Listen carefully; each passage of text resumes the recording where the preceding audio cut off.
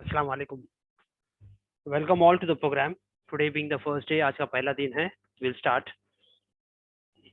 एक चीज़ मैं आपसे कहना चाहूँगा कि भाई शेयर मार्केट जो है बहुत ज़्यादा पेचीदगी का सब्जेक्ट नहीं है, लेकिन क्योंकि ये हमारा सिलेबस नहीं होता है इसलिए लोग इससे जो है डरते हैं कि हमने ना इसको कभी किया है, ना स्कूल में पढ़ा है और ना कॉलेज में ये हमारा सब्जेक्ट रहा। कोई कॉमर्स के स्टूडेंट हो तो शायद एक आध सब्जेक्ट उनमें होता है, लेकिन वो भी थियोरेटिकल होता है, प्रैक्टिकल कुछ भी नहीं होता। आपने CA CFA किया होगा तो एक आध सब्जेक्ट उसमें होगा, लेकिन प्रैक्टिकल कुछ भी नहीं होगा। कहीं जो है इसका जिक्र नहीं होता है, घर में खानदान में कहीं इसका जिक्र नहीं होता है। तो ये सब्जेक्ट आपके लिए नया है, तो बिल्कुल डरने की बात नहीं है। बात चीज़ें आपको बाउंस भी हो जाए तो भी डरने की बात नहीं है। इसको जो है हर दिन की रिकॉर्डिंग आपको शेयर की जाती है। तो शेयर करने के लिए आपको क्या करना है कि उसको अगर ना समझ में आए तो उसको दोबारा घर पे जो है बैठ करके इत्मीनान से उसको देखो, और उसकी ज़रूरत है कि इसकी नोट्स बनाएं। नोट्स बनाने से क्या होता है कि जो चीज़ रिवीजन होती है और आप उसको ध्यान से लिखते हैं तो चीज़ जो है ना जहन में जो है रिपीट हो जाती है, और रिपीट होने से क्या होता है कि फिर वो याद दहानी हो जाती है, और जो चीज़ दिमाग में चले गई या दिल में उतर गई तो फिर ज़िंदगी भर आदमी जो है उसको नहीं भूलता। तो कोई पेचीदगी नहीं है, हमने कोशिश किया है इसको जो है आसान बनाने के लिए हमारे तरफ से।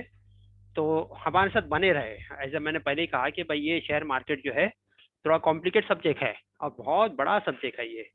इसको इतना भी नहीं कि हमने आसान कर दिया तो आपने कह दिया कि भाई आसान हो गया, इतना भी आसान नहीं है, लेकिन हमने इसको कोशिश की आसान करने के लिए। तो हमारे साथ बने रहे। फिर भी बहुत बाज लोग जो है थोड़ा जो है थोड़ा सा यहाँ ऊंच नीच हो जाती तो वो जो है ग्रुप को छोड़ देते हैं, लर्न करने की फिक्र नहीं करते। कोशिश करें कि इसको जो है सीख करके जाए सब्जेक्ट को। तो क्वेश्चन है कि भाई शेयर मार्केट है क्या? शेयर मार्केट है क्या? शेयर मार्केट जो है जैसे हम पार्टनरशिप करते हैं नॉर्मल लाइफ के अंदर। मैंने पार्टनरशिप किया, राम और श्याम दो दोस्त है, राम और श्याम ने पार्टनरशिप की। राम के पास पैसा था 1 लाख रुपया, राम ने 1 लाख रुपया श्याम को दे करके जो है उन्होंने आपस में पार्टनरशिप कर ली। श्याम को बिजनेस की नॉलेज थी तो श्याम ने अपनी नॉलेज का इस्तेमाल किया। पैसा नहीं था, राम के पास जो है नॉलेज नहीं थी, पैसा था। दोनों ने आपस में मिल करके जो है पार्टनरशिप करी। जो भी कारोबार करना है, फिश का कारोबार करना है, फ्रूट्स का कारोबार करना है, जो भी है, स्क्रैप का कारोबार करना है, जो अच्छा लगा उन्होंने किया। तो नॉर्मल पार्टनरशिप में क्या होता है कि दखल अंदाजी होती है, एक दूसरे के अंदर दखल अंदाजी करते हैं। प्रोपोर्शन ऑफ प्रॉफिट और लॉस शेयरिंग रेशियो आपका डिफाइन होता है। शेयर मार्केट भी वैसे ही है। शेयर मार्केट में क्या किया, आप किसी कंपनी के अंदर जो है इन्वेस्टमेंट करते हो और उसके आप पार्टनर बन जाते हो। एग्जाम्पल ले लिया आपने टाटा मोटर्स। टाटा मोटर्स जो है एक कंपनी है, आपको ये कंपनी अच्छी लगी, आपने इसके एक शेयर बाय किया। एक शेयर की कीमत थी 300 रुपया, आपने 300 रुपया दे करके एक शेयर बाय कर लिया। तो इस कंपनी के अंदर जो है आप एक शेयर के हकदार, एक शेयर के मालिक हो, तो इसलिए जो है आप भी इस कंपनी के पार्टनर हो। ठीक है। दूसरे बंदे ने जो है इसके 100 शेयर खरीद लिया। आपने 300 रुपये, आपके 300 रुपये थे तो आपने एक ही शेयर खरीद लिया। मेरे पास 30,000 रुपया थे, मैंने इस कंपनी के जो है 100 शेयर खरीद लिया कि एक एक शेयर की कीमत है 300 रुपया और मैंने 100 शेयर खरीद लिया, तो कितना हो जाएगा? ये हो गया आपका 30,000 रुपया। तो ये आपके ऊपर है आपको कितना खरीदना है। ऐसे लाखों करोड़ों शेयर कंपनी के जो है वो फ्लोट होते रहते हैं। तो चाहे आपने एक शेयर खरीदा, आपने 100 शेयर खरीदा, 1000 खरीदा, लाख खरीदा, आप कंपनी के पार्टनर ही कहलाएंगे। ऐसा नहीं है। हाँ, प्रोपोर्शन अलग है कि भाई आप छोटे पैमाने पे पार्टनर है, वो बड़े पैमाने पे पार्टनर है। ओके। तो ये भी है पार्टनरशिप। लेकिन शेयर मार्केट के अंदर जो है आपको दखल अंदाजी का जो है वो अलाउड नहीं है। एग्जाम्पल ये है टाटा मोटर्स। टाटा मोटर्स की कंपनी है।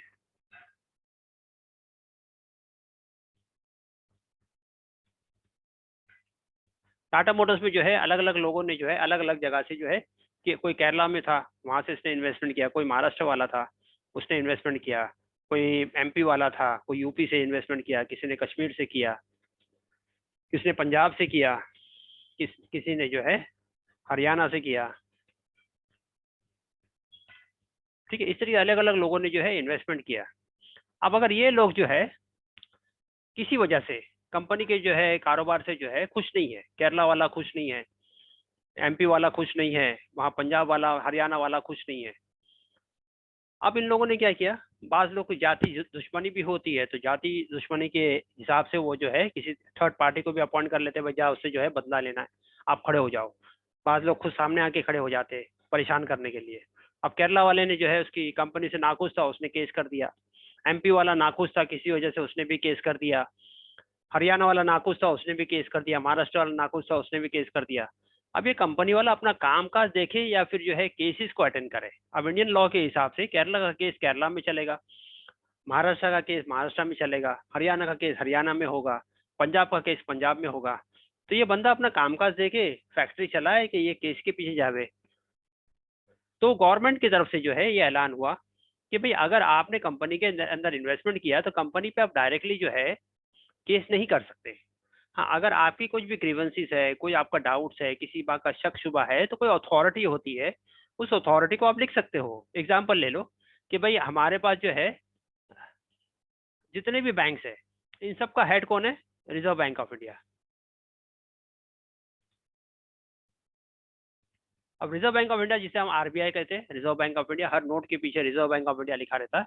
ये रिजर्व बैंक ऑफ इंडिया जो है इंडिया के अंदर जितने भी कोने में छोटे बड़े जितने बैंकें हैं, पतपेटी है, कोऑपरेटिव सोसाइटीज है, नेशनलाइज बैंक है, फॉरेन बैंक है, जितने भी है, इन सब की रिपोर्टिंग किसको होती है? रिजर्व बैंक ऑफ इंडिया को।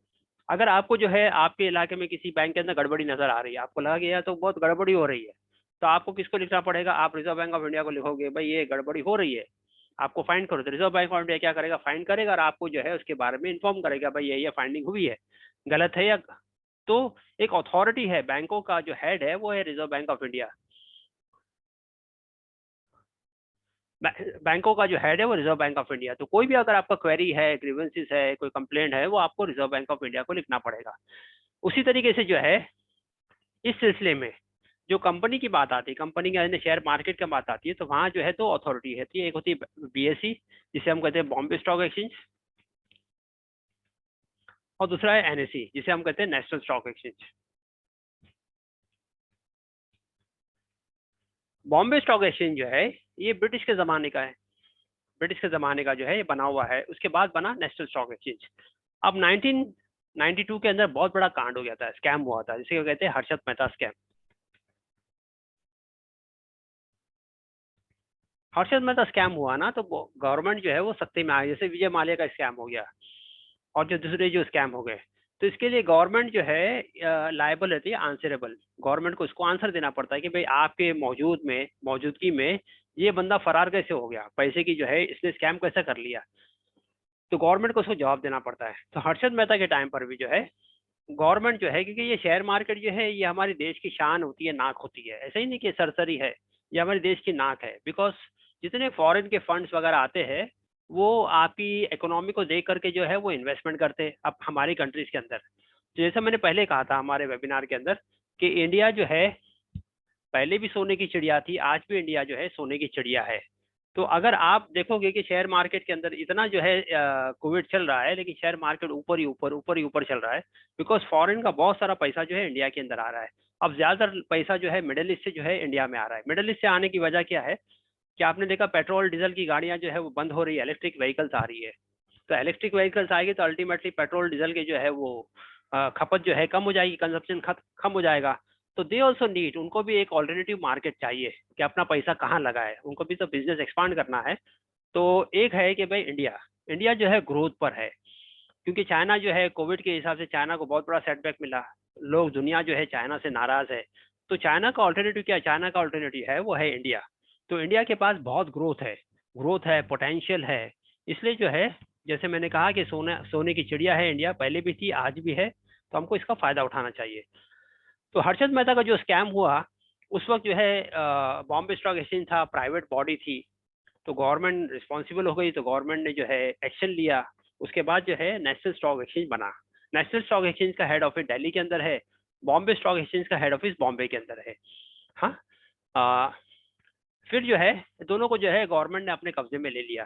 अब ये जो है जितने भी स्कैम्स होते हैं, इससे क्या होता है, जैसे मसलन जो है मेरे करीबी जो है बैंकों के अंदर जो है हम देखते हैं, हमारे करीब के बैंकों के अंदर कभी जो है स्कैम हो जाता है, घपला हो जाता है, तो हम कोशिश करते हैं कि अब मेरा पैसा मुझे वापस मिल जाए, मेरा मुद्दल मुझे वापस मिल जाए। हमें इंटरेस्ट की नहीं जरूरत है, हमारा कैपिटल जो लगा हुआ है, हमारा पैसा हमको वापस मिल जाए। तो वैसे ही जो है हमारे इंडिया के अंदर जो मेन जो फॉरेनर्स जो होते हैं जो इन्वेस्ट करते हैं वो एफआईआईज होते हैं। एफआईआईज जो है ये बड़े इन्वेस्टर्स होते हैं, एफआईआईज है और एफपीआईज है, फॉरेन इन्वेस्टर्स। हाँ, और फॉरेन पोर्टफोलियो इन्वेस्टर्स। आगे इसके बारे में हम और देखेंगे। दूसरे जो होते हैं वो डीआईएस होते हैं, जिसे हम कहते हैं डोमेस्टिक इन्वेस्टर्स। ओके, तो ये दो मेजर होते हैं इन्वेस्टर्स। अब जो भी फॉरेन के लोग होते हैं वो तो डॉलर में पैसे लाएगा, पाउंड में पैसे लाएगा। मिडिल ईस्ट से लोग जो आएंगे वो दिनार दिरहम में पैसे लेकर आएंगे। तो ये कोई बेवकूफ़ नहीं है, ये बहुत जो है इंटेलिजेंट होते हैं, और इनको कहाँ इन्वेस्टमेंट करना, जहाँ इनको ज़्यादा फायदा मिलेगा वहाँ इन्वेस्टमेंट करेंगे। जरा भी चू चाह हुई अपना पैसा लेकर के ये लोग जो है वो फरार हो जाएंगे। उनको आपसे, आपकी कंट्री से कोई मोहब्बत नहीं है, उनको तो अपनी जो है पैसे से मोहब्बत है। जब तक जो है कारोबार ठीक ठाक चल रहा है वो करते रहेंगे, जरा सी ऊंच नीच हुई पैसा लेके चले जाएंगे। तो बहुत बड़े पैमाने पे जो है एफआईआईज और डीआईएस का, डीआईएस तो लोकल ही है, एफआईआईज का जो है इन्वेस्टमेंट हमारी कंट्री के अंदर है। तो अगर ऐसा कोई स्कैम हो गया, कोई घपला हो गया, कोई घोटाला हो गया, तो वो अपने पैसे फौरन निकालते हैं और लेके चले जाते हैं। तो ये हमारे लिए जो है वो एक, हमारी जो है वो नाक ये हो जाती, कट जाती। इसलिए जो है गवर्नमेंट को उनको कंट्रोल करना बहुत जरूरी होता है। और जहाँ पैसे का मामला है तो वहाँ तो जो है वो तो गड़बड़ी होनी होनी है, फ्रॉड होना ही होना है। जहाँ गुड़ होगी वहाँ मक्खी तो होना ही होना है। आपने गुड़ रख दिया तो मक्खी तो आनी ही आनी है। तो जहाँ पैसे का मामला होगा वहाँ तो फ्रॉड 100% होना है। इसलिए आप देखोगे बैंकों के अंदर और जहाँ जो है कैश का ट्रांजैक्शन होता है वहाँ फ्रॉड 101% होना ही होना होता है। तो शेयर मार्केट के अंदर अगर आपने किसी कंपनी के अंदर आपने इन्वेस्टमेंट किया तो आप उसके पार्टनर बन गए। तो इसमें दो तरीके से होते हैं। जो शेयर मार्केट का जो करता धरता जिसने कंपनी को बनाया है उससे तो हम कहते हैं प्रोमोटर। एग्जाम्पल ले लो, जैसे भाई टाटा मोटर्स के अंदर, टाटा मोटर्स के अंदर कौन है? टाटा। टाटा ने इस कंपनी को बनाया, तो टाटा जो है उस कंपनी का मालिक है, तो वह है उसका प्रोमोटर। और आप कौन है? आप उसके जो है शेयर होल्डर है, क्योंकि आपने उस कंपनी के अंदर पैसे लगाए अपनी जाति। चाहे वो आपने 1 रुपया लगाया, 100 रुपया लगाया, 1000 लगाया, लाख रुपया लगाया, जितना भी लगाया, आप जो है उस कंपनी के क्या हुआ? पार्टनर हो गए। तो यहाँ उसको अल्फाज जो है शेयर होल्डर कहा जाता है। और उसके जो मालिक है, जैसे टाटा मोटर्स के अंदर टाटा है, तो टाटा जो है उस कंपनी का मालिक है, तो वो उसका प्रोमोटर है। तो आपने देखा कि शेयर मार्केट जो है is nothing but a partnership. आपने जो है किसी कंपनी के अंदर जो है, अच्छी कंपनी के अंदर पार्टनरशिप में आपने जो है पैसे लगा दिए। ओके ना, एग्जाम्पल के तौर पे हम लेते हैं कि हमारे पास जो है केएफसी और मैकडोनल्ड। केएफसी मैकडोनल्ड अक्सर लोग जो है इन आउटलेट को जानते हैं। अब जो छोटे बड़े शहर के अंदर जो है वो मैकडोनल्ड है, केएफसी है, लोग जानते हैं। अब ये जो केएफसी मैकडोनल्ड है, इनको अपने बिजनेस को एक्सपांड करना है। किसी बिजनेस को एक्सपांड करने के लिए पैसे की जरूरत पड़ती है। तो उन्होंने कहा भाई हमें 20,000 करोड़ की जरूरत है। 20,000 करोड़, तो आपने 20,000 लिखा, अगर 7 जीरो आगे लगाना है, 7 जीरो, 7 बार अगर आगे सिफर आपको लगाना है, 1 2 3 4 5 6 7। तो ये 20,000 करोड़ की इनको जरूरत थी। कितने करोड़ की? 20,000 करोड़। इनको अपना जो है अपने बिजनेस को एक्सपांड करना है। कहाँ एक्सपांड करना है इनको? तो जितने भी एक्सप्रेस हाईवेज बने हैं इंडिया के अंदर, उन एक्सप्रेस हाईवेज पे इनको अपनी जो है आउटलेट खोलना है। जितने स्कूल कॉलेजेस है उनके अतराफ में इनको आउटलेट खोलना है। जितने हिल स्टेशन है और जो है समंदर के जो है इलाके हैं वहाँ इनको करना है। बड़े बड़े शहरों के अंदर जो है इनको जो है हिल स्टेशन वगैरह पे इनका आउटलेट इनको ओपन करना है पूरी इंडिया में। अब आउटलेट ओपन करने के लिए, आउटलेट यानी ब्रांचेस, फ्रेंचाइजी, इसको ओपन करने के लिए क्या की जरूरत है? तो पहले तो है आपको जगह की जरूरत है। जाहिर सी बात है, जगह की जरूरत है। एक बार जगह फाइनल हो गई तो फिर आपको लाइसेंस की जरूरत है। लाइसेंस क्यों जरूरत है? बिकॉज ये जो रेस्टोरेंट है ना, होटल जहाँ अपन खाना पीना होता है, तो खाने पीने के लिए आपको लाइसेंस की जरूरत होती है। फिर आपका लीज लाइसेंस, लीज एग्रीमेंट। तो आपने जिस जगह वाले से आपने जो है भाड़े पे लिया, उसका लीज एग्रीमेंट पे 5 साल के लिए लिया आपने, 10 साल के लिया, उसका लीज एग्रीमेंट करेंगे। फिर उसके बाद क्या हुआ? आपका इंटीरियर। क्योंकि ये ऐसे बड़े बड़े जितने भी फॉरेन के जितने आउटलेट्स होते हैं, इनका डिजाइन, इनका पैटर्न, इनका इंटीरियर एक जैसा होता है। इनका लोगो, इनकी कैप्स, इनका जो है जो इनके काम करने वाले लोग हैं, इनके ड्रेसेस वगैरह एक स्टैंडर्ड होता है। कहीं भी दुनिया किसी कोने में जाओगे केएफसी का, तो पता चले भाई ये केएफसी का ये आउटलेट है, ये मैकडोनल्ड का आउटलेट है, तो उनके जो है dress code everything will be same पूरी दुनिया के अंदर। फिर उसका इंटीरियर हो गया, फिर उसके मैन पावर, मैन पावर को हायर करना। ठीक है, तो इस तरीके से बहुत सारी चीजें होती है। तो इनको 20,000 करोड़ की जरूरत है। पूरी इंडिया के अंदर जो है इन्होंने अपना जो है एक प्रोजेक्ट बना के सबमिशन कर दिया। अब जो है 20,000 करोड़ आएगी कहाँ से? तो उन्होंने अपने दोस्तों से बात किया, जो बिजनेस पार्टनर्स हैं उनसे बात की, भाई हमको एक्सपांशन करना है, पैसे की जरूरत है। कहा भाई प्लान तो बहुत अच्छा है लेकिन इतने पैसे नहीं है हमारे पास। तो किसी ने एडवाइस दिया कि आप बैंक को अप्रोच कर लो। तो ये जो है अपना प्रपोजल लेके बैंक के पास चले गए। तो बैंक ने इनके प्रपोजल को स्टडी किया, कोलेटरल को देखा। भाई बैंक सिक्योरिटी देखता है ना, भाई तुम क्या जमा कर रहे हैं, भाई इतना पैसा लेके जाओगे तो कुछ तो देना पड़ेगा आपको बैंक को। कोलेटरल भी दे दिया इन्होंने। लेकिन बैंक का क्या हिसाब होता है, बैंक ने एग्री किया कि भाई हम आपको देने के लिए तैयार है। लेकिन बैंक का क्या होता है कि मोमेंट उसने जो है आपको लोन सैंक्शन किया, अगले महीने से उसका ईएमआई चालू होता है। ईएमआई का मतलब हफ्ता चालू हो जाता है। अब 20,000 करोड़ का जो है प्रिंसिपल यानी उसका जो है मुद्दल अमाउंट प्लस उसका ब्याज का अमाउंट बहुत ज्यादा हो जाएगा। अब इनका काम जो है शुरू नहीं हुआ ना, इनका काम तो शुरू कब होगा? जब ये सब चीजें मुकम्मल हो जाएगी, भाई जगह मुकम्मल हो गई, फिर उसका लाइसेंस होगा, फिर उसका एग्रीमेंट बनेगा, फिर उसका इंटीरियर होगा, फिर उसकी मैन पावर को हायर करेगा, फिर उसका एडवर्टाइजमेंट होगी, और फिर वो पूरा होने के बाद में इसको हो सकता है वो 18 महीने या 2 साल भी लग जाए। भाई पूरे इंडिया में करना है इसको, तो ऐसा तो नहीं कि भाई। तो उनको पता है कि भाई हमारा काम का जो शुरू होगा, यानी हमारा प्रोडक्शन जो शुरू होगा वो 2 साल बाद होगा, उसके पहले तो कुछ हमारे पास आमदनी तो है ही नहीं। तो बैंक वाले ने कहा ना, हम अगर आपको पैसे सेंक्शन करेंगे तो अगले महीने से हमारा क्या होगा, इंटरेस्ट लागू हो जाएगा। इन्होंने कहा भाई नहीं ऐसा नहीं, हम तो 2 साल बाद जो है, जो भी आपका काम है 2 साल बाद जो है हम शुरू करेंगे। तो बैंक से इनका एग्रीमेंट नहीं हुआ। किसी ने इनको एडवाइस दिया कि आप जो है कंपनी फॉर्म कर लो और जो है लोगों से पैसे ले लो। तो इनको ये आइडिया पसंद आ गया। इन्होंने क्या की, कंपनी फॉर्म कर ली अपने नाम से, अपने फैमिली के नाम से, दोस्तों के नाम से, जिनको डायरेक्टर्स वगैरह बना दिया, कंपनी फॉर्म कर दी। और कंपनी फॉर्म करने के बाद में अपना प्रपोजल जो है वो जो अथॉरिटी है, जैसे बैंकों के अंदर अथॉरिटी कौन सी है, रिजर्व बैंक ऑफ इंडिया। मुझे अगर बैंक के लिए लाइसेंस चाहिए, मुझे बैंक के लिए लाइसेंस चाहिए, तो मैं किसको अप्रोच करूंगा? मैं रिजर्व बैंक ऑफ इंडिया को अप्रोच करूंगा कि भाई रिजर्व बैंक ऑफ इंडिया मुझे लाइसेंस, मुझे नया बैंक खोलना है तो लाइसेंस दीजिए। अगर मैं क्राइटेरिया में फिट हो गया तो रिजर्व बैंक मुझे लाइसेंस देगा, नहीं फिट हुआ तो रिजर्व बैंक मेरा लाइसेंस नहीं देगा मुझे। तो मैंने जो है कंपनी फॉर्म कर दी, और मैंने आईपीओ के लिए जो है बीएसई एनएससी को अप्रोच किया। बीएसई क्या है, एनएससी क्या है, मैंने बताया यहाँ दो अथॉरिटी है। बैंकों के अंदर एक ही अथॉरिटी है, वो है रिजर्व बैंक ऑफ इंडिया। यहाँ दो अथॉरिटी है, एक है बॉम्बे स्टॉक एक्सचेंज, दूसरा है नेशनल स्टॉक एक्सचेंज।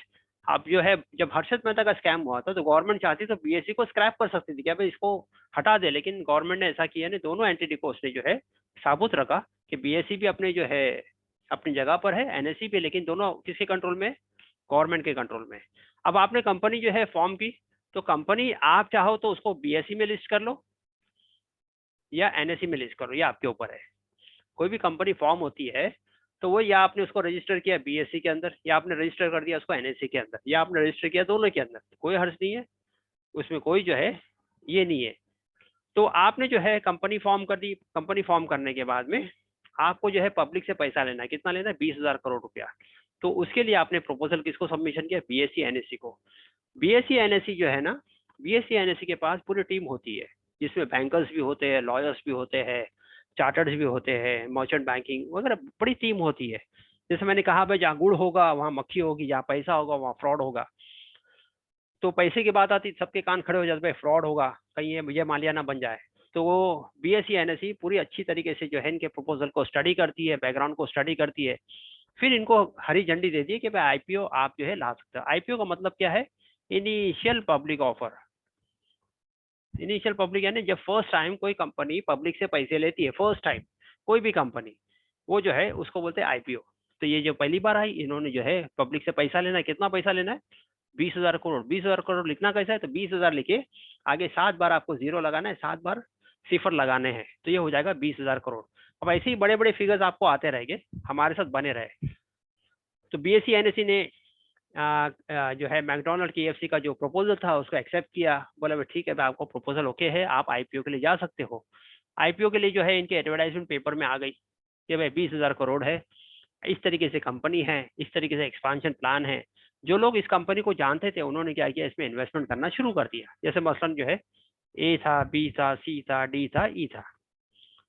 ए ने जो है गरीब आदमी है, ए ने 10,000 रुपया इन्वेस्टमेंट किया, गरीब आदमी था, एक 10,000 रुपया इन्वेस्टमेंट। बी ने जो है 50,000 रुपया इन्वेस्टमेंट किया। सी जो है और भी गरीब था, उसने 5,000 रुपया इन्वेस्ट किया। डी जो है 5 लाख रुपया इन्वेस्ट किया, बड़ा आदमी था।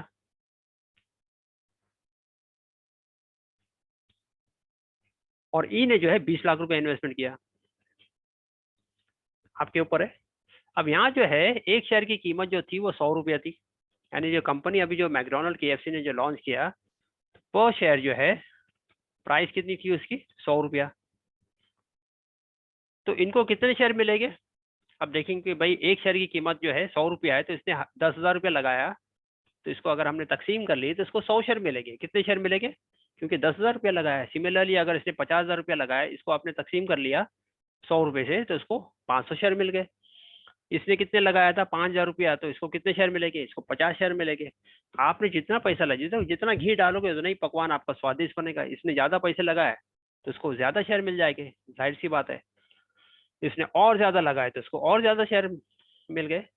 अब ठीक है भाई, कंपनी ने जो है, कंपनी को पैसे मिल गए, कंपनी को बिजनेस एक्सपांशन के लिए क्या मिल गया, पैसा मिल गया। और इसको हफ्ता भी नहीं देना, जैसे बैंकों के अंदर क्या है, आपको हफ्ता देना है, आपका कारोबार हो ना हो, मरता क्या नहीं करता, आपको तो बैंक का कर्जा देना ही देना है। जैसे अभी देखो कोविड आ गया है, लोगों के जॉब चले गए, लेकिन बैंकों ने अपना कर्जा माफ नहीं किया। बैंक जो है दस्तक देते, हर एक के घर पे जाके दस्तक देते, एवरी ऑल्टरनेट डे आके दस्तक देते, अभी क्या हुआ, पैसे का क्या हुआ, पैसे का क्या हुआ, आपको जलील करते हैं। आपके घर पर आकर जो है वो लोग, हाँ, ऊंची आवाज में बात करते हैं कि अड़ोस पड़ोस को पता चल जाए। आपके रिश्तेदारों को फोन करते हैं कि भाई इसने ये पैसा नहीं दे रहा है, और आपको जो है बेइज्जती करने के लिए आपके घर पर आके, आपकी कार है, कार को उठा के लेके जाते हैं। इस तरीके से जो है जलील करते हैं लोगों को, ताकि वो पैसे जो है दे।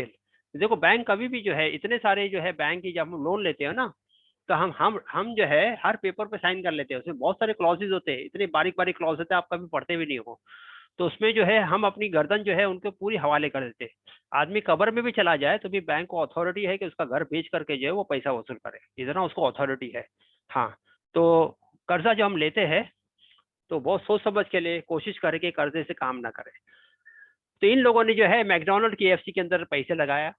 उन्होंने कंपनी का बैकग्राउंड समझ लिया था कि कंपनी जो है ये वाकई में कंपनी अच्छी कंपनी है। अभी तो इसका फायदा नहीं होगा, लेकिन जैसे जैसे कंपनी का जो है प्रोग्रेस होगा, काम शुरू हो जाएगा, तो कंपनी जो है ये आसमान छुएगी। तो भाई इनको समझ में आया था, इन्होंने जो है कंपनी में पैसे लगा दिए। कंपनी ने क्या किया, बजाय बैंक से लेने के पब्लिक से लिया। अब इनको ना हफ्ता देना है ना कुछ देना है, ठीक है। अब तो है, इनका काम शुरू हो जाएगा, बाद में देखा जाएगा।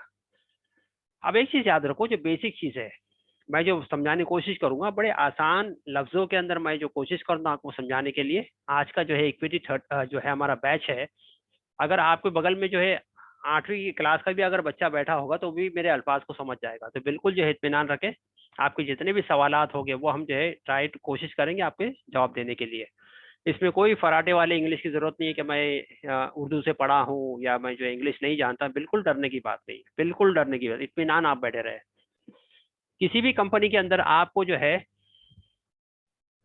आपको उसको देखना है कि उसके अंदर क्या है, ग्रोथ है, तो पहले उसकी सेल्स को देख ले आप, सेल्स कैसी है उसकी। हाँ, कंपनी के अंदर सेल्स जो है ना, सबसे बुनियादी चीज है, सेल्स होना चाहिए। दूसरी बात, उसके एक्सपेंस यानी उसके खर्चे कंट्रोल में होने चाहिए। ऐसे नहीं कि भाई उसकी जो है बिक्री तो बढ़ रही है लेकिन उसके खर्चे भी बढ़ रहे हैं, ऐसा नहीं होना चाहिए। बिक्री तो बढ़े लेकिन खर्चे कंट्रोल में होना चाहिए। तीसरा, उसका प्रॉफिट, क्योंकि भाई अगर बिक्री बढ़ रही है, एक्सपेंस कंट्रोल में है, तो प्रॉफिट भी बढ़ेगा। और ये कंसिस्टेंटली होना चाहिए। कंसिस्टेंटली हो मतलब क्या है कि भाई अगर एक क्वार्टर के अंदर जो है मेरा जो है प्रॉफिट 100 करोड़ है, दूसरे क्वार्टर के अंदर मेरा प्रॉफिट 125 करोड़ हो गया, तीसरे के अंदर मेरा प्रॉफिट 145 हो गया, चौथे के अंदर 170 हो गया, इसको बोलते हैं कंसिस्टेंट ग्रोथ। कंसिस्टेंट ग्रोथ का मतलब क्या है कि प्रॉफिट, सेल्स जो है बढ़ रहा है, कंसिस्टेंटली बढ़ रहा है, एक एवरेज के साथ वो बढ़ रहा है। एक्सपेंस मेरा था वो 20 करोड़, सॉरी 45 करोड़ था, यहाँ बढ़ गया वो है वो 48 करोड़ हो गया, यहाँ हो गया वो 55 करोड़ हो गया, और यहाँ जो है वो 60 करोड़ हो गया। एक्सपेंस बढ़ रहा है आपका, यानी कारोबार बढ़ रहा है, रॉ मटेरियल आ रहा है, तो खर्चे तो बढ़ेंगे, लेकिन आपने उसको कंट्रोल किया, ये बढ़ते जा रहा है। आपका क्या है, बुनियादी चीज जो है, आपका सेल्स बढ़ रहा है, सेल्स बढ़ा, सेल्स बढ़ा, सेल्स बढ़ा, ठीक है ना। उसके उसके मुकाबले में आपके एक्सपेंस भी बढ़ेंगे, लेकिन एक्सपेंस कंट्रोल में होना चाहिए, इसका आपको ख्याल रखना है। एक्सपेंस कैसे हो, कंट्रोल में होना चाहिए। अब जो है दोनों को आपने माइनस कर लिया, ये आपके प्रॉफिट हो गए। भाई आपने इसको इसको माइनस कर लिया, ये आपका प्रॉफिट हो गया। भाई इसको जो है, ये मोटी मोटी बात बता रहा हूँ। हाँ, तो आपका जो है कोई भी चीज जो कंसिस्टेंट होना चाहिए। जैसे मसलन जो है, मैं कल से मैंने इरादा किया कि मैं जो जॉगिंग करना है, बहुत जो है थोड़ा सा पेट वगैरह आगे आ गया है, थोड़ा सा कमजोरी आ रही है, फिटनेस की जरूरत है, तो मैंने कल से मैं 5 किलोमीटर जो है दौड़ लगाऊंगा। अब जो है कल मैंने जो पहले ही दिन जो है 5 किलोमीटर जो है दौड़ लगा दी। अब हो गया 5 किलोमीटर मेरी। कभी जिंदगी में 5 किलोमीटर हम जो है दौड़े नहीं थे। पहले ही दिन अगर 5 किलोमीटर दौड़ दिया तो खत्म हो गया ना, बॉडी तो आपकी जवाब दे देगी। दूसरे दिन आप जो है चलने फिरने के जो है लागर हो गए, फिर आप नहीं गए। तो कंसिस्टेंसी कैसी होती है कि आपने शुरुआत की है 1 किलोमीटर, 1 किलोमीटर में दौड़ा, ठीक है भाई, 1 किलोमीटर से भी थोड़ा थोड़ा थोड़ा थोड़ा आपने क्या किया, स्पीड बढ़ाना शुरू कर दी। तो उससे क्या होता है, कंसिस्टेंसी मेंटेन होती है, कंसिस्टेंसी मेंटेन होती है। तो एक आदमी ने डाइट की फिक्र की, क्या मुझे वेट लूज करना है, तो उसने क्या किया, डाइट पे आ गया। अब इतने साल तो उसने जो है वो जो चाहा उसने खाया, अब जो है बॉडी थोड़ी सी ये हो गई है, उसको है कि मैं कंट्रोल करूं।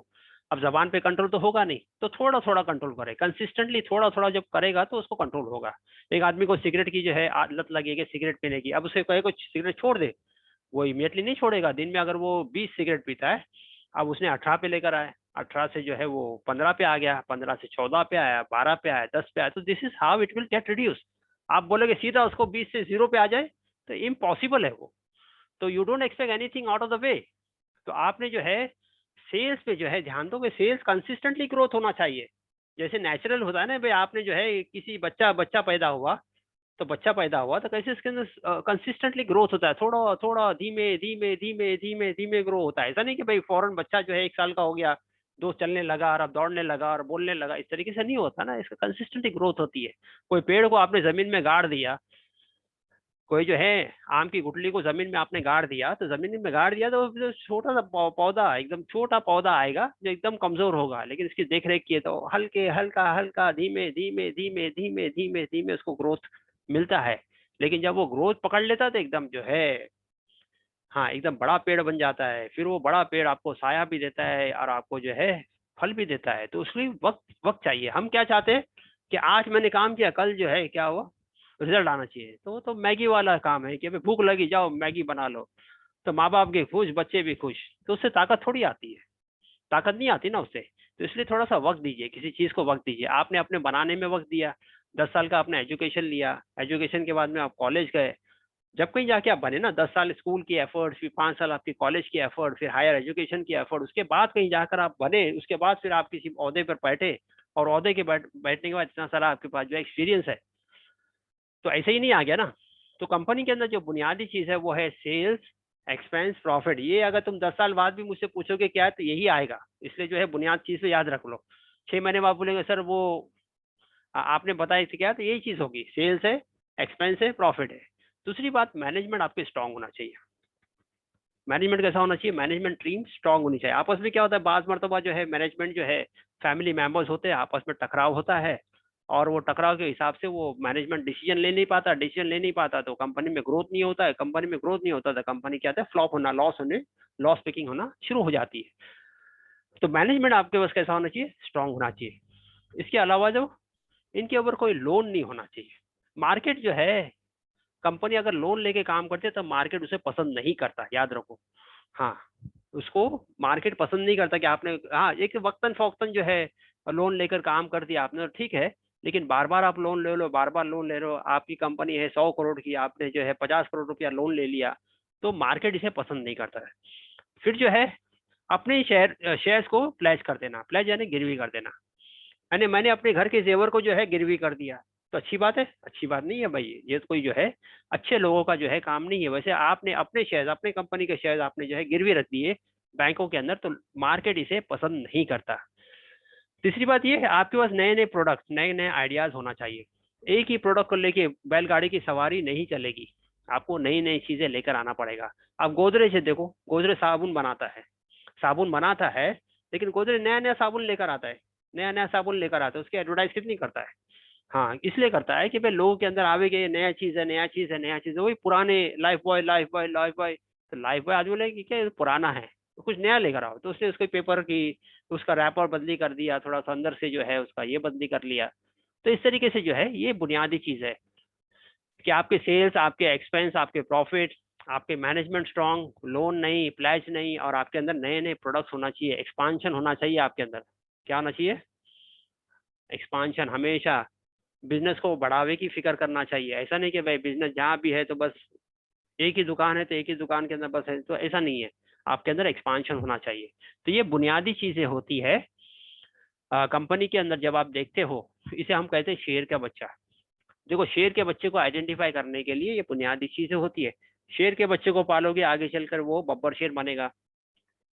बब्बर शेर बनेगा तो जंगल का राजा बनेगा। जंगल का राजा बना, आपको माला माल कर देगा भाई। हाँ, शेर का बच्चा जो है आगे चलकर बब्बर शेर बना, जंगल का राजा बना, जंगल का राजा बन के आपको माला माल कर देगा। बब्बर की शेर की एवज में, शेर के बच्चे के एवज में आपने बिल्ली के बच्चे को पाल लिया, और बिल्ली का बच्चा आगे चल के क्या करेगा, म्याऊं करेगा, आपके किसी काम का नहीं होगा। तो आपको जो है शेर के बच्चे को पालना है। शेर के बच्चे को पालने के लिए ये क्राइटेरिया ध्यान रखो। क्या क्राइटेरिया है, ये क्राइटेरिया ध्यान रखो। कंपनी तो बहुत सारी आएगी, आईपीओ आएगी, ये आएगी वो आएगी। आईपीओ आने से आपको देखना है भाई कंपनी करती क्या है, बात समझ में आ रही है कि नहीं। तो बेसिक चीज ये है। अब इन लोगों ने जो है कंपनी के अंदर पैसे लगा दिए, ठीक है ना, पैसे लगा दिए उन्होंने। किसने? इन्होंने पैसे लगा दिए। अब जो हमारा जो ईयर एंडिंग होता है, हमारा जो कैलेंडर होता है वो जैन से लेके दिसंबर तक होता है। जनवरी से लेके दिसंबर तक होता है। पर जनवरी 1 तारीख को जो है नया कैलेंडर आ गया, 31 तारीख को आपका 31 दिसंबर मनाए और नया कैलेंडर आ गया। लेकिन जो फाइनेंशियल ईयर होता है वो हमारा अप्रैल से लेके मार्च तक होता है। जो बंदे इनकम टैक्स का रिटर्न वगैरह फाइल करते हैं, जीएसटी फाइल करते हैं, बिजनेस में है, जॉब वगैरह करते हैं, उनको पता है कि अप्रैल से मार्च तक जो है आपका फाइनेंशियल ईयर है, ये आपका कैलेंडर ईयर है, ये आपका कैलेंडर ईयर है, और ये आपका फाइनेंशियल ईयर है। इसको जो है इन्होंने क्वार्टर के अंदर डिस्ट्रीब्यूशन किया। क्वार्टर का मतलब क्या, 3 3 महीना। अप्रैल से लेके अप्रैल मई जून, ये इसको कहते हैं फर्स्ट क्वार्टर। वैसे ये है जुलाई अगस्त सितंबर, इसको बोलते हैं सेकंड क्वार्टर। अक्टूबर से लेके दिसंबर, इसको बोलते हैं तीसरा क्वार्टर।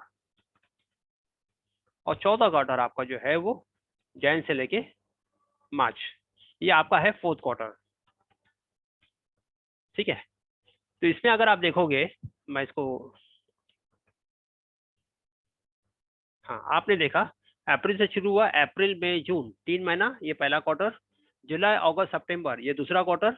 अक्टूबर नवंबर दिसंबर ये तीसरा क्वार्टर। और जैन फेब मार्च ये आपका चौथा क्वार्टर। अगर इसको आप ऊपर ले लेते हो, जैन फेब मार्च को ऊपर ले लोगे, तो आपका अल्टीमेटली वही हो जाता है, जैन फेब मार्च अप्रैल मई जून जुलाई अगस्त सितंबर अक्टूबर नवंबर दिसंबर। तो आपको जो है, हाँ, ये समझना है कि पहला क्वार्टर आपका क्या है, वो अप्रैल मई जून, फिर ये सेकंड क्वार्टर है, ये थर्ड क्वार्टर है, ये फोर्थ क्वार्टर है।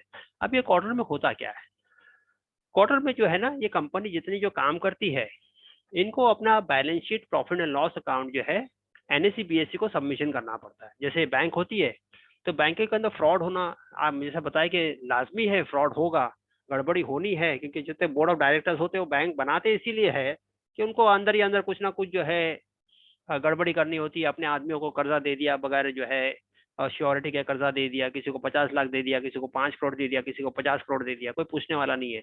तो रिजर्व बैंक जो है वो नकेल है। रिजर्व बैंक अपने ऑडिटर्स को भेजते हैं, एवरी 3 महीने में, एवरी 6 महीने में उनकी ऑडिट होती है हर चीज की, और ऑडिट की जो है फाइंडिंग होती है, एक रिस्पॉन्सिबिलिटी होती है। तो वैसे ये जो जितनी कंपनीज है, ये जो कंपनीज जो लिस्टेड हुई है एनएससी बीएससी में, इनको अपना जो है balance sheet, profit and loss account, ना what is balance sheet, profit and loss account,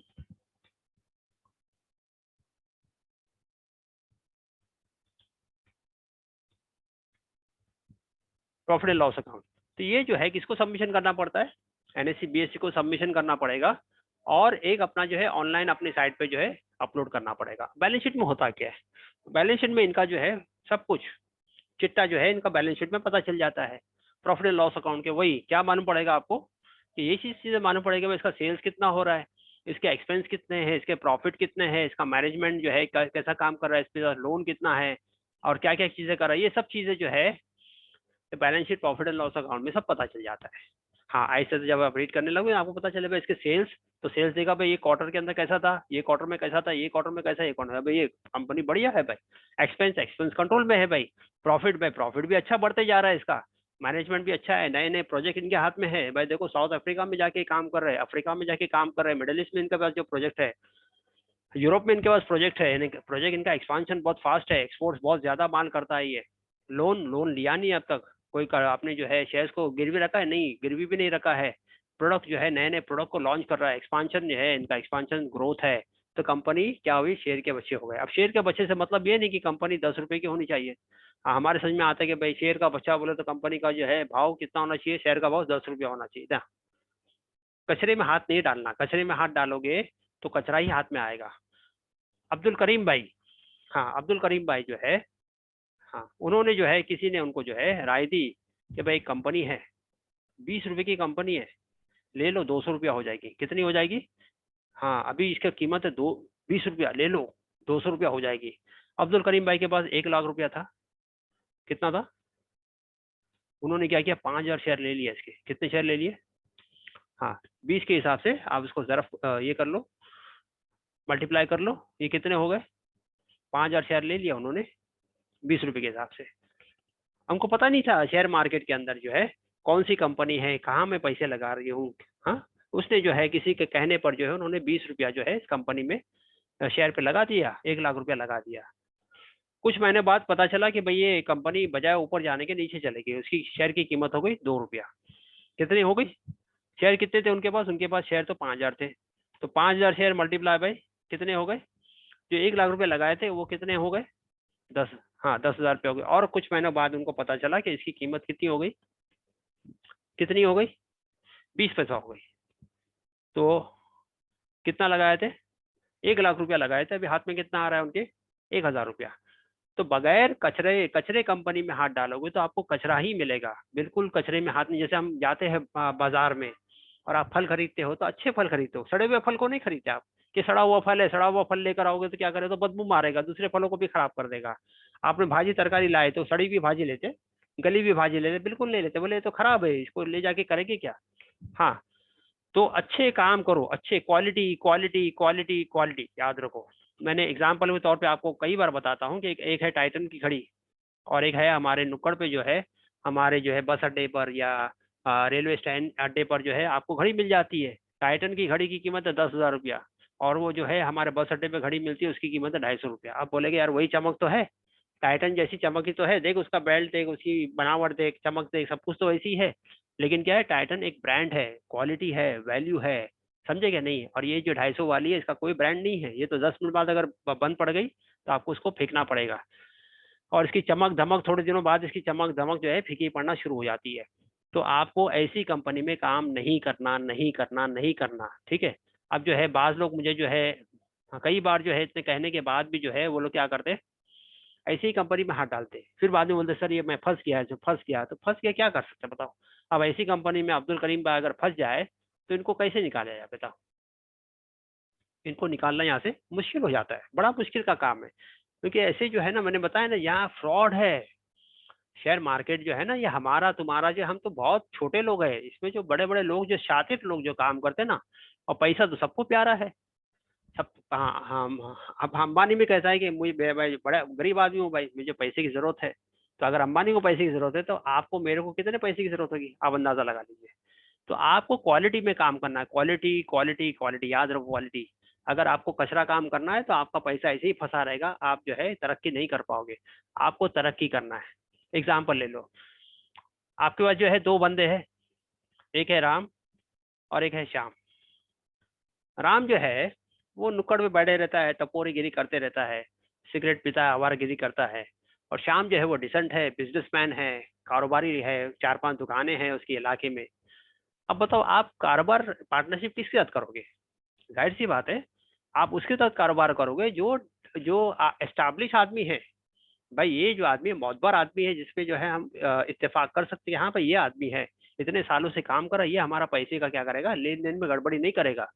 ये तो टपोरी है, रास्ते पे बैठता है, हर हर वो जो है रात भर उटपटांग हरकतें करता है। तो इस पे आप भरोसा नहीं करोगे। उसी तरीके से जो है कोई भी कंपनी में पैसे लगाने से पहले आपको क्या करना है, उसकी क्वालिटी को ध्यान देना है। आंख बंद करके पैसे न लगाओ, मेहरबानी करो, आंख बंद करके पैसे नहीं लगाना। आपको अच्छे लोगों को जो है क्या करना, दाव खेलना, अच्छे लोगों पर, अच्छे लोग हमको, आपको पैसे को क्या करना है, पैसे को ग्रो करने देना है, ग्रो करने देगा। पैसे ग्रो कब होगा? अगर आपने राम को पैसे दे दिया तो फिर तो हो गए, फिर पूरे, फिर तो आप तो चप्पलें घिस जाएगी, आपके पैसे भी नहीं मिलेंगे, मुद्दल भी नहीं मिलेगा। और शाम को दिए तो आपके पैसे जो है कुछ ना कुछ मिलता रहेगा आपको, कुछ ना कुछ, कुछ ना कुछ, चाहे वो थोड़ा रहे लेकिन मिलता रहेगा आपको, पैसे आपके डूबेंगे नहीं। इस तरीके से आपको काम करना है। ओके। तो अब ये जो हमारे KFC और मैकडोनल्ड जो कंपनी है, इनका कारोबार जो है वो तो शुरू हो गया भाई। इन लोगों ने पैसे लगाए थे, किन ने लगाए थे? इन लोगों ने पैसे लगाए थे कंपनी के अंदर। कंपनी का जो है कारोबार शुरू हो गया। कंपनी ने पहले क्वार्टर के अंदर जो है रिजल्ट डिक्लेयर किया, दूसरे क्वार्टर का रिजल्ट डिक्लेयर किया, तीसरे क्वार्टर का रिजल्ट डिक्लेयर किया, चौथे क्वार्टर का रिजल्ट डिक्लेयर किया। रिजल्ट तो बल्ले बल्ले था इनका। सेल्स तो जो है बढ़ते ही जा रहा है, सेल्स तो बढ़ते ही जा रहा है, और जो है खर्चे भी कम है, प्रॉफिट भी बल्ले बल्ले, प्रॉफिट भी जो है बढ़ चढ़ के बोल रहा है। मैनेजमेंट भी स्ट्रांग है, नए नया प्रोडक्ट लेकर आया है, हर चीज जो है अव्वल है। अब क्या हो गया? इनके शेयर्स के प्राइस बढ़ने शुरू हो गए। जो शेयर का प्राइस इनका 100 रुपए का था, वो क्या हुआ? 110 हो गया, हाँ, 120 हो गया, 140 हो गया, 160 हो गया, 175 हो गया।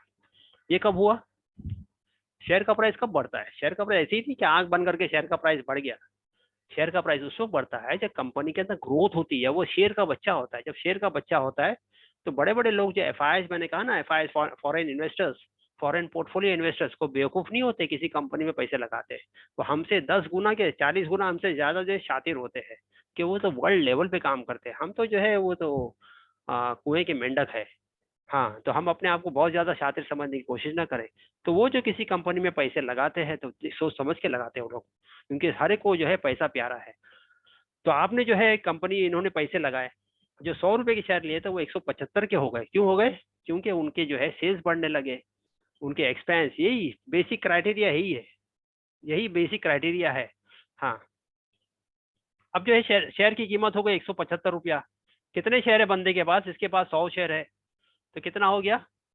17,500 हो गया। इसने लगाया था 10,000 रुपया, अभी कितना वैल्यू हो गया? 17,500। इसके पास कितने शेयर है? 500 शेयर है, तो इसके कितने हो गए? इसने लगाया था 50,000 रुपया, अभी इसकी वैल्यू कितनी हो गई? इतनी हो गई। इसने जो है कितने लगाए थे? इसने 5,000 लगाए थे, तो इसकी वैल्यू इतनी हो गई। इसने कितने लगाए थे? 5 लाख, तो इसकी वैल्यू 8,75,000 रुपये हो गई। इसने 20 लाख लगाए थे, तो इसकी वैल्यू कितने हुए? 35 लाख हो गए। बात समझ में आ रही? तो जितना आप जो है घी डालोगे, पकवान तो उतना ही स्वादिष्ट होगा। आपने डालडा से जो है खाना मंगाना, तो डालडा का स्वाद आएगा, असली घी डाले तो असली घी का स्वाद आएगा। तो ये शेयर की कीमत बढ़ने की वजह जो है, वाहिद वजह क्या थी? यही चीज है, यही चीज है। इसको जो है दिमाग में हाँ आ जावे कि भाई ये चीज है, बुनियादी चीज है। हाँ, अब ये जो है इसका अगेंस्ट हो जावे कि भाई कंपनी के अंदर सेल्स नहीं है, एक्सपेंस तो लगे रहते हैं भाई। भाई कंपनी के अंदर से सैलरी तो आपको देनी पड़ेगी, इलेक्ट्रिसिटी बिल तो भरना ही पड़ेगा, रेंट है देना ही पड़ेगा, जो अखराजात है वो तो आपको देने ही है, चाहे आपका सेल्स हो नहीं हो, उन्हें को मतलब नहीं है ना भाई। तो आपका एक्सपेंस लगा हुआ है, क्योंकि सेल्स नहीं है तो आपका प्रॉफिट कम होते जा रहा है। मैनेजमेंट में आपस में टकराव है, क्योंकि लोन पे लोन आप लिए जा रहे हो, कर्जे पे कर्जे ले जा रहे हो, और जो है अपने अपने शेयर्स को जो आप गिरवी रखे जा रहे हो। प्रोडक्ट में एक्सपांशन नहीं है, कोई नया प्रोडक्ट नहीं है, तो क्या हो जाएगा? इसका रिवर्स हो जाएगा। आपके शेयर्स की कीमत क्या हो जाएगी? बजाय ऊपर जाने के, वो 90 रुपया हो गए, 90 से 80 रुपया हो गया, 80 से 75 हो गया, 75 से 50 हो गई। तो अभी शेयर की कीमत कितनी हो गई? 50 हो गई। तो आपके पास कितने शेयर थे? आपके 100 शेयर थे, तो कितना हो गया? अभी आप लॉस में जा रहे हो। इस लेवल पे आप प्रॉफिट में थे, यहाँ आप प्रॉफिट में थे, लेकिन यहाँ क्या हो? आप लॉस में हो। क्यों लॉस में हो? कि कंपनी जो है, कंपनी शेर का बच्चा नहीं है, कंपनी तो बिल्ली का बच्चा निकला। तो बिल्ली का बच्चा तो म्याऊ ही करेगा, वो आपके किसी काम का नहीं है। तो आपको यहाँ जो है, तो शरीयत ने आपको हुक्म दिया है कि जिस कारोबार के अंदर प्रॉफिट भी हो, लॉस भी हो, वो कारोबार आपके लिए क्या है? जायज है। तो शेयर मार्केट के अंदर कंपनी का भाव ऊपर भी जाता है, नीचे भी आता है, नीचे भी जाता है, ऊपर भी आता है। इसलिए जो है कम शेयर मार्केट का जो है कारोबार आपके लिए जायज है। आगे चल के हम देखेंगे भाई, बहुत सारी चीजें इसमें फिल्टर है। एक एक चीज जैसे मैंने बताया कि शेयर मार्केट एक महासागर है, सागर नहीं, एक महासागर है, बहुत बड़ा जो है फील्ड है। इसको जो है आपको वक्त देना है, वक्त देंगे इंशाल्लाह आप जो है इसको सीखते जाओगे। ठीक है। अब जो है ये कंपनी जो KFC मैकडोनल्ड है, इसके रिजल्ट बहुत बढ़िया आ रहे हैं, प्रॉफिट पे प्रॉफिट किए जा रहे हैं, प्रॉफिट पे प्रॉफिट किए जा रहे हैं। अब जो है पहले क्वार्टर में प्रॉफिट, दूसरे क्वार्टर में प्रॉफिट। तो प्रोमोटर्स है, इन्होंने डिसाइड किया कि भाई ये जो प्रॉफिट आया, इसका कुछ हिस्सा जो है हम जो है, जो प्रॉफिट, प्रॉफिट किसको कहते हैं? कि भाई आपने जो सेल्स किया, सेल्स के बाद में जो आपका जो है एक्सपेंस आया, एक्सपेंस के बाद में जो इनकम आई, उसे हम प्रॉफिट कहते हैं। बात समझ में ना, यानी जो मुनाफा, खर्चे निकाल करके जो मुनाफा है वो आपका जो है, तो प्रोमोटर्स ने डिसाइड किया कि भैया प्रॉफिट को हम अपने शेयर होल्डर्स में जो है तकसीम करेंगे, इसे कहते हैं डिविडेंड। तो शेयर मार्केट में सबसे बुनियादी चीज है कि शेयर का भाव ऊपर नीचे हो गया। सेकंडली कंपनी अगर जो है आपको डिविडेंड डिक्लेयर करती है। अच्छा, डिविडेंड डिक्लेयर करने के जो है हक जो है सिर्फ प्रोमोटर्स को है। प्रोमोटर चाहे तो वो प्रॉफिट जो आया है वो आगे की एक्सपांशन में इस्तेमाल करे, या उसको रखे हुए कोई नया प्रोजेक्ट आता है उससे इस्तेमाल करें, या वो चाहे तो आपको डिविडेंड दे। आपके ऊपर कोई अख्तियार नहीं, आपको इस पर जोर जबरदस्ती नहीं कर सकते कि आपको डिविडेंड डिक्लेयर करना है या इतना डिविडेंड डिक्लेयर करना है, कोई जोर जबरदस्ती नहीं है। तो उन्होंने डिक्लेयर किया कि 15 रुपया फी शेयर आपको जो है क्या दिया जा रहा है, डिविडेंड डिक्लेयर किया जा रहा है, 15 रुपया फी शेयर। अब देखो ये बंदे ने जो है कितने शेयर लिए हैं, हाँ, इसको कितना डिविडेंड मिलेगा, तो पहले इसमें डिविडेंड डिक्लेयर हुआ, कितना हो गया, 15 रुपया। तो इसने कितने शेयर है इसके पास, 15, यानी एक शेयर के एवज में आपको 15 रुपया। तो कितने शेयर है इसके पास, 100 शेयर, तो उसको 1500 रुपये घर बैठे बैठे मिल गए। इसके पास कितने शेयर है, 500 शेयर है, तो उसको 7,500 रुपये मिल गए। इसके पास कितने शेयर है, 50 शेयर है, 750 रुपये मिल गए। इसके पास कितने शेयर है, 5,000 शेयर है, तो उसको 75,000 रुपये घर बैठे बैठे मिल गए। इसके पास कितने शेयर है, 20,000, तो उसको 3 लाख रुपये घर बैठे बैठे मिल गए डिविडेंड। तो डिविडेंड जो है आपके लिए हलाल है। क्यों हलाल है, क्योंकि वो तो प्रॉफिट में से मिल रहा है। तो प्रॉफिट जो है कंपनी का आया, उसमें से आपको भी जो है हिस्सेदारी मिल गई। तो कंपनी ने जो है डिविडेंड डिक्लेयर की। अब सेकंड क्वार्टर के अंदर भी जो है, थर्ड क्वार्टर के अंदर जो है कंपनी प्रॉफिट पे प्रॉफिट कमाई जा रही है। इन्होंने जो है स्पेशल डिविडेंड डिक्लेयर किया। किसने, कंपनी ने स्पेशल डिविडेंड डिक्लेयर किया 8 रुपए का। अब कहा पहले बार 15 रुपए दिया था फी शेयर, पर शेयर 15 रुपए आपको दिया। अब की बार सेकंड टाइम उसने डिक्लेयर किया 8 रुपया। अगर फिर से मैं बता रहा हूँ कि इसमें कोई जोर जबरदस्ती नहीं है, कंपनी चाहे तो दे, कंपनी ना चाहे तो ना दे, आप उसके अंदर जोर जबरदस्ती नहीं कर सकते। तो पहली बार आपको जो है 15 रुपये मिल गए। दूसरी बार जो है कंपनी कितना दे रही है, दूसरी बार कंपनी 8 रुपया दे रही है आपको। तो कितने शेयर है आपके पास, तो आपके पास 100 शेयर है, तो आपको 800 रुपये मिल गए। इसके पास कितने शेयर है, 500 है, तो इसको मिल गया आपको 4,000 रुपये।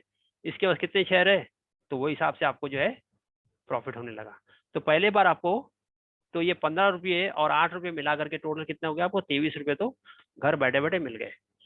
भाई मिले कि नहीं मिले। अब जिस कंपनी जो है डिविडेंड डिक्लेयर करती है और स्पेशल डिविडेंड डिक्लेयर करती है, तो क्या हो जाएगा भाई, उसके चर्चे हो गए ना मार्केट में, न्यूज में चर्चे हो गए, बाजार में उसके चर्चे हो गए कि भाई क्या कंपनी, देखो डिविडेंड डिक्लेयर किया, देखो इसका भाव देखो 15 रुपया, और देखो सेकंड टाइम 8 रुपया। उसके चर्चे होने लगे न्यूज़पेपर में, टीवी में, चैनल्स के अंदर उसकी जो है चर्चे होने लगे। तो अल्टीमेटली क्या हो जाएगा, शेयर्स के भाव जो है ऊपर भागना शुरू हो जाएंगे, ऊपर भागना शुरू हो जाएगा। भाई क्वालिटी है, क्वालिटी है, कचरा नहीं है, क्वालिटी मान लो, क्वालिटी वाला मान लो।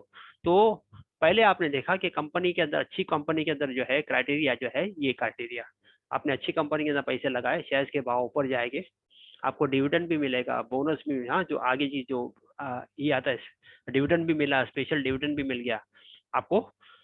अब यही पैसा अगर मैं बैंक में रखूं तो क्या हो जाएगा, अगर 1 लाख रुपया अगर मैं बैंक में रखता हूँ तो क्या हो जाएगा, साल के आखिर में बैंक मुझे क्या देगा, 365 दिन बाद बैंक मुझे क्या करेगा, 6% से 6,000 रुपया देगा। बताइए। क्योंकि नॉलेज न होने की बुनियाद पर, फाइनेंशियल फिटनेस नॉलेज न होने की बुनियाद पर हम क्या करते हैं, वो पैसे बैंक में रखते हैं। और आजकल क्या है, दूध का जला जला जो है छाछ भी फूक फूक के पीता है। हर आदमी कहीं ना कहीं जो है पैसे के मामले में फंसा रहता है, धोखा खाया हुआ रहता है। तो किसी पे पैसे के मामले में किसी पे भरोसा नहीं करता है। तो वो अपने बेचारा बूढ़ा बूढ़ी रिटायर्ड है तो क्या करेगा, अपने पैसे बैंक में रखता है। बोले नहीं भाई, ये बैंक से जो भी आ रहा है हमसे चटनी रोटी खा लेंगे, किसी को पैसा नहीं देना है। कि एक बार पैसा दे दिए तो फिर तो जिंदगी भर जो है, हाँ, चक्करे लगाने पड़ते हैं, तो मामला बड़ा खराब हो जाता है। तो ये हमारा प्रोग्राम जो है, ये अवेयरनेस प्रोग्राम है कि हमारी कम्युनिटी के अंदर जो है, जैसे हमारी कमर ही तोड़ दी गई है फाइनेंस के मामले में। तो आप जब इसको देखोगे कि इस तरीके से इन्वेस्टमेंट होता है, तो आप बोलोगे वाकई में काम है, हमारे नौजवानों को काम मिलेगा, हमारी बच्चियों को घर बैठे बैठे काम कर सकते हैं, हमारे उलमा हजरत काम कर सकते हैं एक्टिवली, पैसिवली। आपको जो है, मैं आपको पहले बता दूं कि अगर शरीयत के दायरे में अगर आपने शेयर मार्केट के अंदर काम कर लिया, तो ये ऐसी मुर्गी है जो रोजाना सोने का अंडा देती है। मेरे अल्फाज को याद रखना, ये ऐसी मुर्गी है जो रोजाना सोने का अंडा देती है। अब तक के तकरीबन मैंने 3,000 स्टूडेंट्स को जो है पढ़ा चुका हूँ। आगे भी जो है ये प्लान मेरा हमारा एक्सपांड ही हो रहा है, इंटरनेशनल लेवल पे लोग जो है जुड़ते हैं, और ये जो है लोगों को समझ में आया कि ये काम है शरीयत के दायरे में। हाँ, बाकी शेयर बाजार जो है सट्टे बाजार है, तो किसी को बताने की जरूरत नहीं, हम भी कहते हैं कि शेयर बाजार सट्टे बाजार है, लेकिन शरीयत के दायरे में अगर आपने काम किया तो ये ऐसी मुर्गी है जो रोजाना सोने का अंडा देती है। दूसरी बात ये बोनस, एक तो बेनिफिट आपको मिला डिविडेंड का, दूसरा बेनिफिट आपका बोनस का। बोनस से मतलब क्या है कि कंपनी जो है क्वार्टरली जो है वो बहुत शानदार काम कर रही है, अच्छा काम कर रही है, बहुत अच्छा काम कर रही है, और अभी जो है प्रोमोटर ने डिसाइड किया कि भाई हम जो है शेयर होल्डर्स को जो है बोनस देंगे। कैसा बोनस देंगे? एक पे एक फ्री। एक पे एक फ्री का मतलब क्या है कि अगर मेरे पास 100 शेयर है तो कंपनी मुझे 100 शेयर अपनी तरफ से फ्री दे रही है, तो मेरे पास कितने शेयर हो जाएंगे? 200 शेयर हो जाएंगे। कंपनी दे रही है, हाँ आपको फ्री दे रही है। अगर मेरे पास 1000 शेयर है तो कंपनी क्या करेगी? 1000 शेयर अपनी तरफ से मुझे क्या करेगी? गिफ्ट दे रही है। तो कितने शेयर हो गए मेरे पास? तो इसमें अगर डिविडेंड डिक्लेयर हो गया, स्पेशल डिविडेंड डिक्लेयर हुआ, तो मुझे इस पे मिलेगा, इसको बोलते हैं बोनस। तो बोनस जो है, जो कंपनी में जिसने इन्वेस्टमेंट किया उसी को बेनिफिट मिले, जिसने इन्वेस्टमेंट किया उसको बेनिफिट नहीं मिलेगा। अगर आपका रेशियो 1:2 है, 1:2 का मतलब क्या है कि मेरे पास अगर 100 शेयर है या 1000 शेयर है तो कंपनी 2 शेयर के एवज में 1 शेयर मुझे दे रही है, यानी 500 शेयर मुझे क्या करेगा? फ्री मिल जाएगा। तो मेरे पास कितने शेयर हो गए? वैसे अगर कंपनी ने 1:5 का लगाया रेशियो, तो मेरे पास अगर 1000 शेयर है तो कंपनी ने हर 5 शेयर की एवज में मुझे 1 शेयर दे रहा है, तो यानी 200 शेयर कंपनी मुझे क्या कर रही है? फ्री दे रही है। तो मेरे पास कितने शेयर हो जाएंगे? भाई बल्ले बल्ले ना भाई, घर बैठे बैठे आपको 100 शेयर 1000 शेयर घर बैठे बैठे आपको फ्री में मिल गए। तो अच्छी बात है। कंपनी जो बोनस डिक्लेयर करती तो उसकी भी चर्चा होती, कंपनी ने बोनस डिक्लेयर की, शेयर के भाव फिर क्या हो जाएंगे? जूम होना शुरू हो जाएंगे। तो दूसरी बेनिफिट आपको मालूम पड़ा कि कंपनी डिविडेंड डिक्लेयर करती है, बोनस भी डिक्लेयर करती है। तीसरा है आपका बायबैक। ये कुछ कंपनी में इन्वेस्टमेंट करने से जो फायदे हैं वो पहले हम सीख रहे हैं। बायबैक, तो बायबैक का मतलब क्या है? सपोज कंपनी का शेयर का भाव अभी फिल वक्त जो चल रहा है वो 165 रुपये चल रहा है, ठीक है। मेरे पास 1000 शेयर है, मेरे पास क्या है? 1000 शेयर है कंपनी के। कंपनी कह रही है कि आप आपके शेयर जो है हमको दे दो, आपके पास जो शेयर है ना, हम आपके शेयर जो है 195 में खरीदने के लिए तैयार है। कितने में? अभी जो है मार्केट में जो है शेयर की कीमत कितनी है? 165 रुपया। कंपनी कह रही है आपके शेयर हमको वापस कर दो, हमको वापस कर दो, हम आप क्या क्या करेंगे? 195 रुपीज में आपके शेयर लगे। आप बोलोगे भाई अच्छी बात है, अरे बहुत अच्छी बात है भाई। हाँ, 1000 शेयर, अभी का भाव क्या है? सॉरी, हाँ अभी का भाव कितना है? तो अभी का भाव है 165 रुपया। तो 165 मल्टीप्लाई बाय 1000 शेयर कितना हो जाएगा?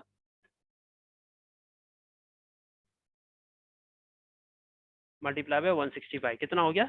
1,65,000 रुपया। और यही जो है कंपनी कह रही है कि भाई ये शेयर हमको दे दो, ये शेयर हमको दे दो।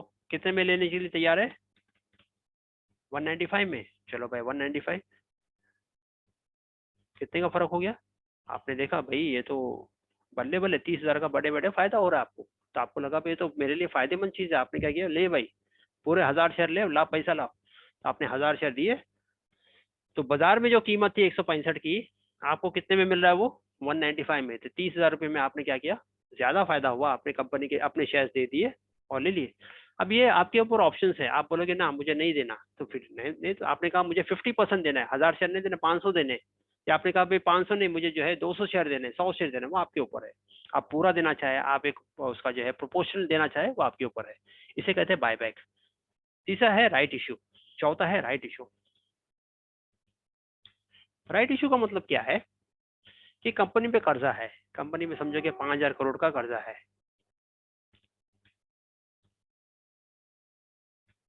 हाँ, इसके ऊपर लोन है। तो कंपनी चाह रही है कि भाई इस लोन को, कर्जे को अपने बोझ से हल्का करे। तो जैसे मैंने कहा कि भाई अभी शेयर की कीमत जो है वो 165 रुपया है, 165 रुपया अभी चल रही है। कंपनी आपको ऑफर दे रही है कि भाई हम आप हाँ अपने शेयर आपको बेचने के लिए तैयार है, हमारे शेयर, आप हमारे शेयर खरीदो। हमको क्योंकि लोन ये करना है, लोन को रिपे करना है, ये शेयर्स हम आपको 150 में देने के लिए तैयार है। बात समझ में, मार्केट में जो शेयर की कीमत चल रही है वो 165 चल रही है। कंपनी कह रही है कि आप हमारे से खरीदो हमारे शेयर, मेरे पास जो शेयर है मैं आपको 150 रुपये में देने के लिए तैयार हूँ। अब सवाल ये आता है कि कंपनी आपको क्यों प्रायोरिटी दे रही है, बिकॉज वो बोली कि आप हमारे पुराने कस्टमर्स हो, आप हमारे पुराने क्लाइंट हो, इसलिए हम आपको प्रायोरिटी दे रहे हैं, आप हमसे ले लो भाई। तो अगर ये 1000 शेयर मैं अगर मार्केट से लेता हूँ तो कितने में पड़ेगा, 1,65,000। यही शेयर अगर मैं कंपनी से खरीदूं राइट इशू के थ्रू तो कितना हो जाएगा, तो कितने का फायदा हो रहा है मेरा, तो आपने देखा मेरा 15,000 का फायदा हो रहा है। तो आपको लगता है कि भाई ये प्रॉफिटेबल है तो कर लीजिए, आपको लगता है मुझे प्रॉफिटेबल नहीं लग रहा है तो मत करें। तो कोई इसमें फोर्स वाली बात नहीं है, वो बाजार में जो है अपने शेयर्स को बेच करके वो अपना पैसा जुगाड़ कर ले, हमें उससे कोई मतलब नहीं है। तो राइट इश्यू का मतलब क्या है कि आपको डिस्काउंटेड प्राइस के अंदर जो है कंपनी अपने शेयर आपको ऑफर करे। क्यों ऑफर कर रही है, बिकॉज आप उसके पुराने क्लाइंट हो, कस्टमर्स हो, इसलिए जो है आप उसके शेयर होल्डर हो, इसीलिए। तो पहला था डिविडेंड, दूसरा था बोनस, तीसरा था बायबैक, चौथा है राइट इश्यू, पांचवा है स्प्लिट। हाँ, अब इसको क्या करना है, थोड़ा सा आपको नोट्स बनाने हैं। शुरू से मैं कहूँगा नोट्स पेन एक अच्छी 200 पेज की बुक बना ले, बिकॉज बहुत सारी चीज़ें आपको नई नई चीज़ें आएगी। बिकॉज ये हमारा स्कूल का सब्जेक्ट नहीं है, ना ही हमारा कॉलेज का सब्जेक्ट है, ना ही हमारा जो है एडवांस लेवल पे हमने जो स्टडी किया है। जो कॉमर्स के स्टूडेंट्स हो गए तो उन्होंने कुछ एक आध सब्जेक्ट पढ़ा है, लेकिन वो भी थियोरेटिकल है। इवन सीएस और सीएफएस वगैरह जो भी करते हैं उसमें जो है थियोरेटिकल रहता है, प्रैक्टिकल नहीं होता है। तो आपको नोट्स बनाना बहुत ज़रूरी है, आप कितने ही जो है स्मार्ट हो। लेकिन हम सब ने मूंगफली खाए पे, कोई तो बादाम तो खाया नहीं है। मुझे भी आप कोई चीज़ सब्जेक्ट पढ़ाओगे तो 4 बार पढ़ाओगे तो मेरे समझ में आता है। तो फिर हम तो एवरेज स्टूडेंट है। तो नोट्स बनाओ, बिल्कुल शर्माना नहीं है। टाटा जो है वो नमक बेचता है, टाटा नमक 10 रुपये किलो नमक, टाटा नमक 10 रुपये किलो नमक। शर्माता है, नहीं शर्माता है भाई। इंडिया का सबसे रईस आदमी टाटा नमक बेचता है, कैसा किलो नमक, 10 रुपये किलो नमक। तो अगर शर्म शर्म आता है तो एक टाटा का नमक जो है पैकेट ले लो, एक सेल्फी ले लेना। किसी को शर्म, हाँ, तो बिल्कुल जब शर्म वरम खत्म हो जाएगी। तो नोट्स बनाना क्या करना है, शुरू करना। नहीं तो नोट्स नहीं बनाओगे तो 15 दिन बाद फिर आपको लगा अरे मैं नोट्स बना लेता तो अच्छा रहता, फिर ये भूल गया, तो फिर वापस से फिर से चक्कर करना पड़ेगा आपको।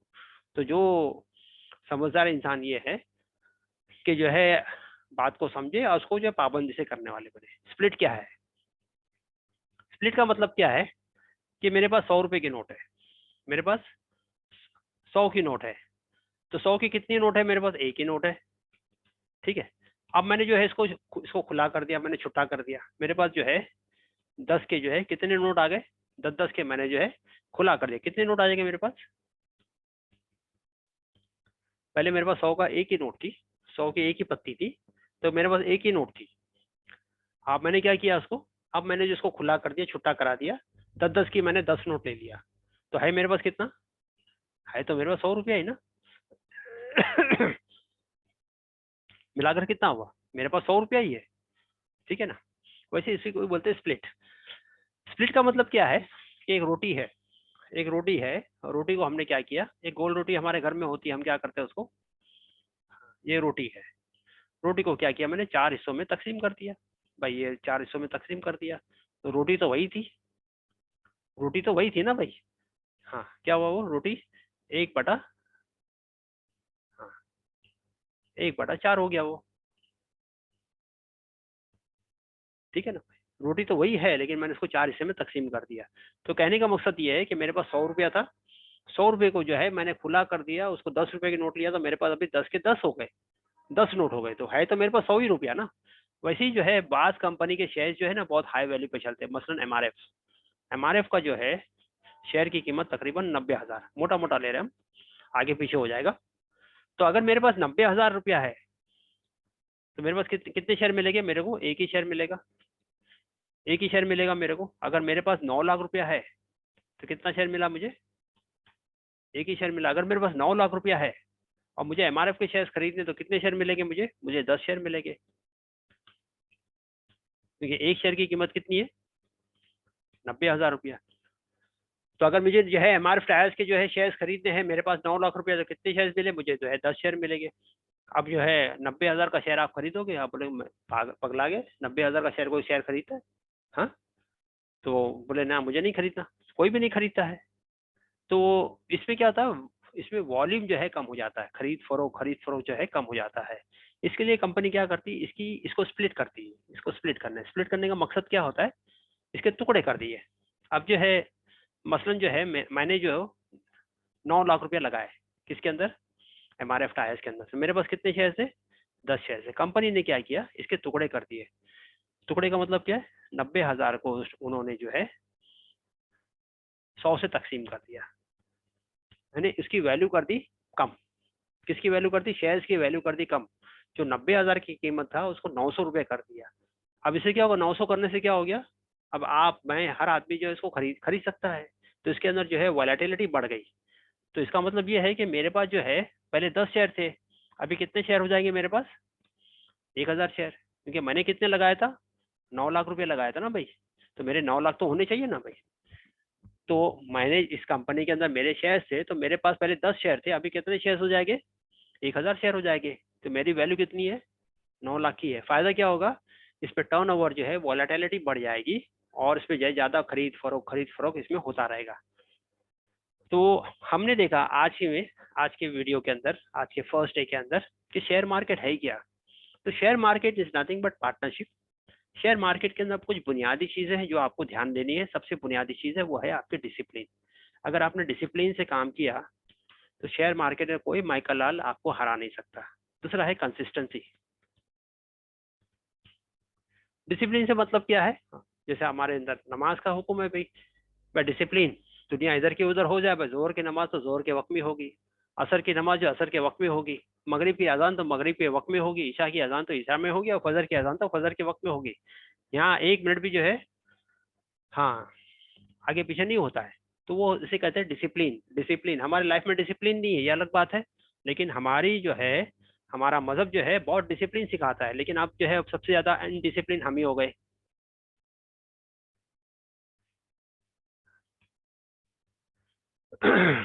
पड़ोस के देश में जो है उनके प्राइम मिनिस्टर जो है लेक्चर दे रहे थे, उनके लेक्चर को मैं सुन रहा था। तो उन्होंने कहा कि भाई हमारी कंट्री जो है, हाँ, पहले नंबर जो है उम्रा में आती है। उम्रा में हमारी कंट्री जो है ना पहले नंबर पे है। हज में जो है वो दूसरे नंबर पे है। हज में क्या है? दूसरे नंबर पे है। लेकिन ईमानदारी में जो 121 नंबर पे है। बात समझ में आ रही क्या नहीं? हाँ, अपने जो है पड़ोसी मुल्क जो है, जो वो पूरा का पूरा मुसलमान है, उनके प्राइम मिनिस्टर का जो है, उनके प्राइम मिनिस्टर कह रहे हैं कि हमारी कंट्री जो है ना उम्रा में नंबर 1 है, हज में जो है नंबर 2 है, लेकिन ईमानदारी के अंदर क्या है? हाँ, ईमानदारी के अंदर 121 नंबर पे है।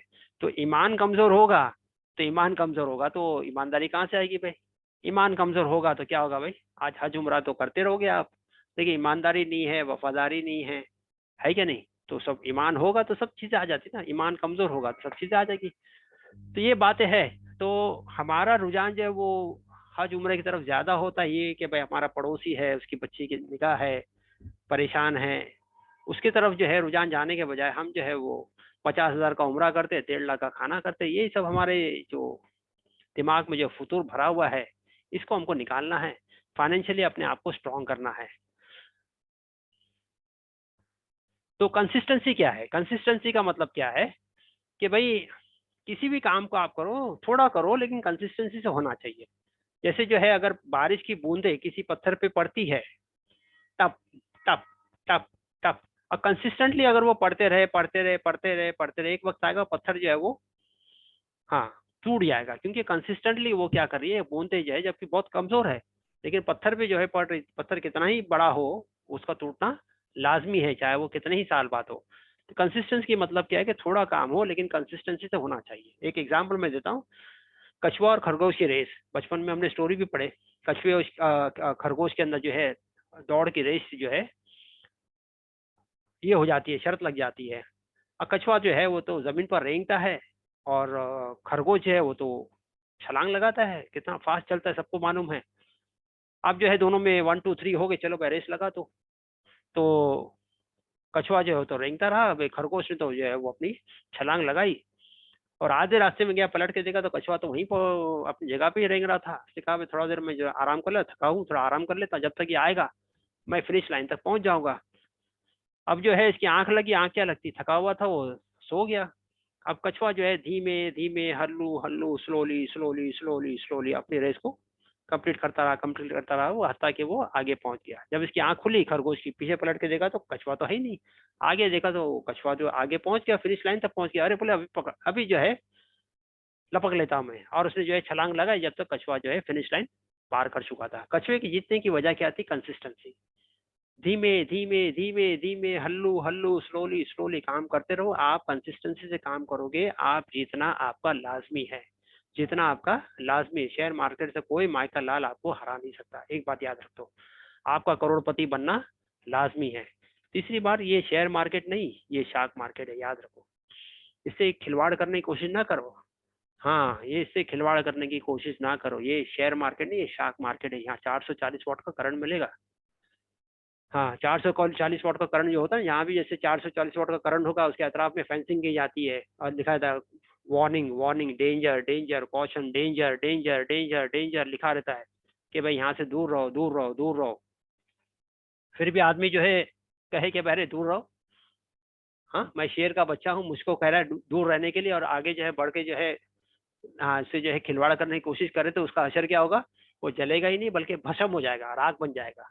कि कहने के बावजूद तुमने नहीं माना, और इतना जो है डेंजर लिखने के बावजूद तुमने नहीं माना, उससे खिलवाड़ किया, तो तुम्हारा राग बनना जो है लाजमी है। तो ये शेयर मार्केट नहीं, ये शार्क मार्केट। से खिलवाड़ करने की कोशिश ना करो, बिल्कुल। इसलिए हमने इस ट्रेनिंग को जो है, ये ट्रेनिंग जो हमने डिजाइन किया है, ये आउट ऑफ एक्सपीरियंस है। हाँ, तो इसके लिए जो है 15 दिन की ट्रेनिंग है, प्लस 6 महीने की प्रैक्टिस है। ये आपको पाबंदी से करना है।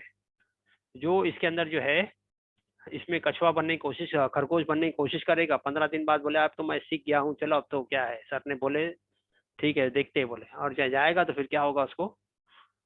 क्या होगा? हाँ, झटका लगना ही है उसको। फिर बोलेगा अरे सर आपने तो बोला था कि शेयर मार्केट जो है, हाँ, मुर्गी है जो रोजाना सोने का अंडा देती है। सोने का अंडा देती है, लेकिन तरतीब है ना भाई। एक आदमी को तैरना ना आए, और वो जो है किसी जो है तालाब में जो गहरा भी है उसमें छलांग लगा दे, तो क्या होगा भाई? बगैर तैरे आपने जो है तालाब में छलांग लगा दी, तो डूबे या ना डूबे, नाक और मुंह में पानी जाना तो लाजमी है उसको। ठसका तो लगना ही लगना है। तो बगैर जाने बूझे आप जो है शेयर मार्केट में जो है, हाँ, चले गए अपनी शान दिखाने के लिए। तो ये शेयर मार्केट है, यहाँ गलती की माफी नहीं है, गलती की सजा है। जितनी गलतियां करोगे उतनी आपको सजा मिलेगी, यहाँ माफी नहीं है।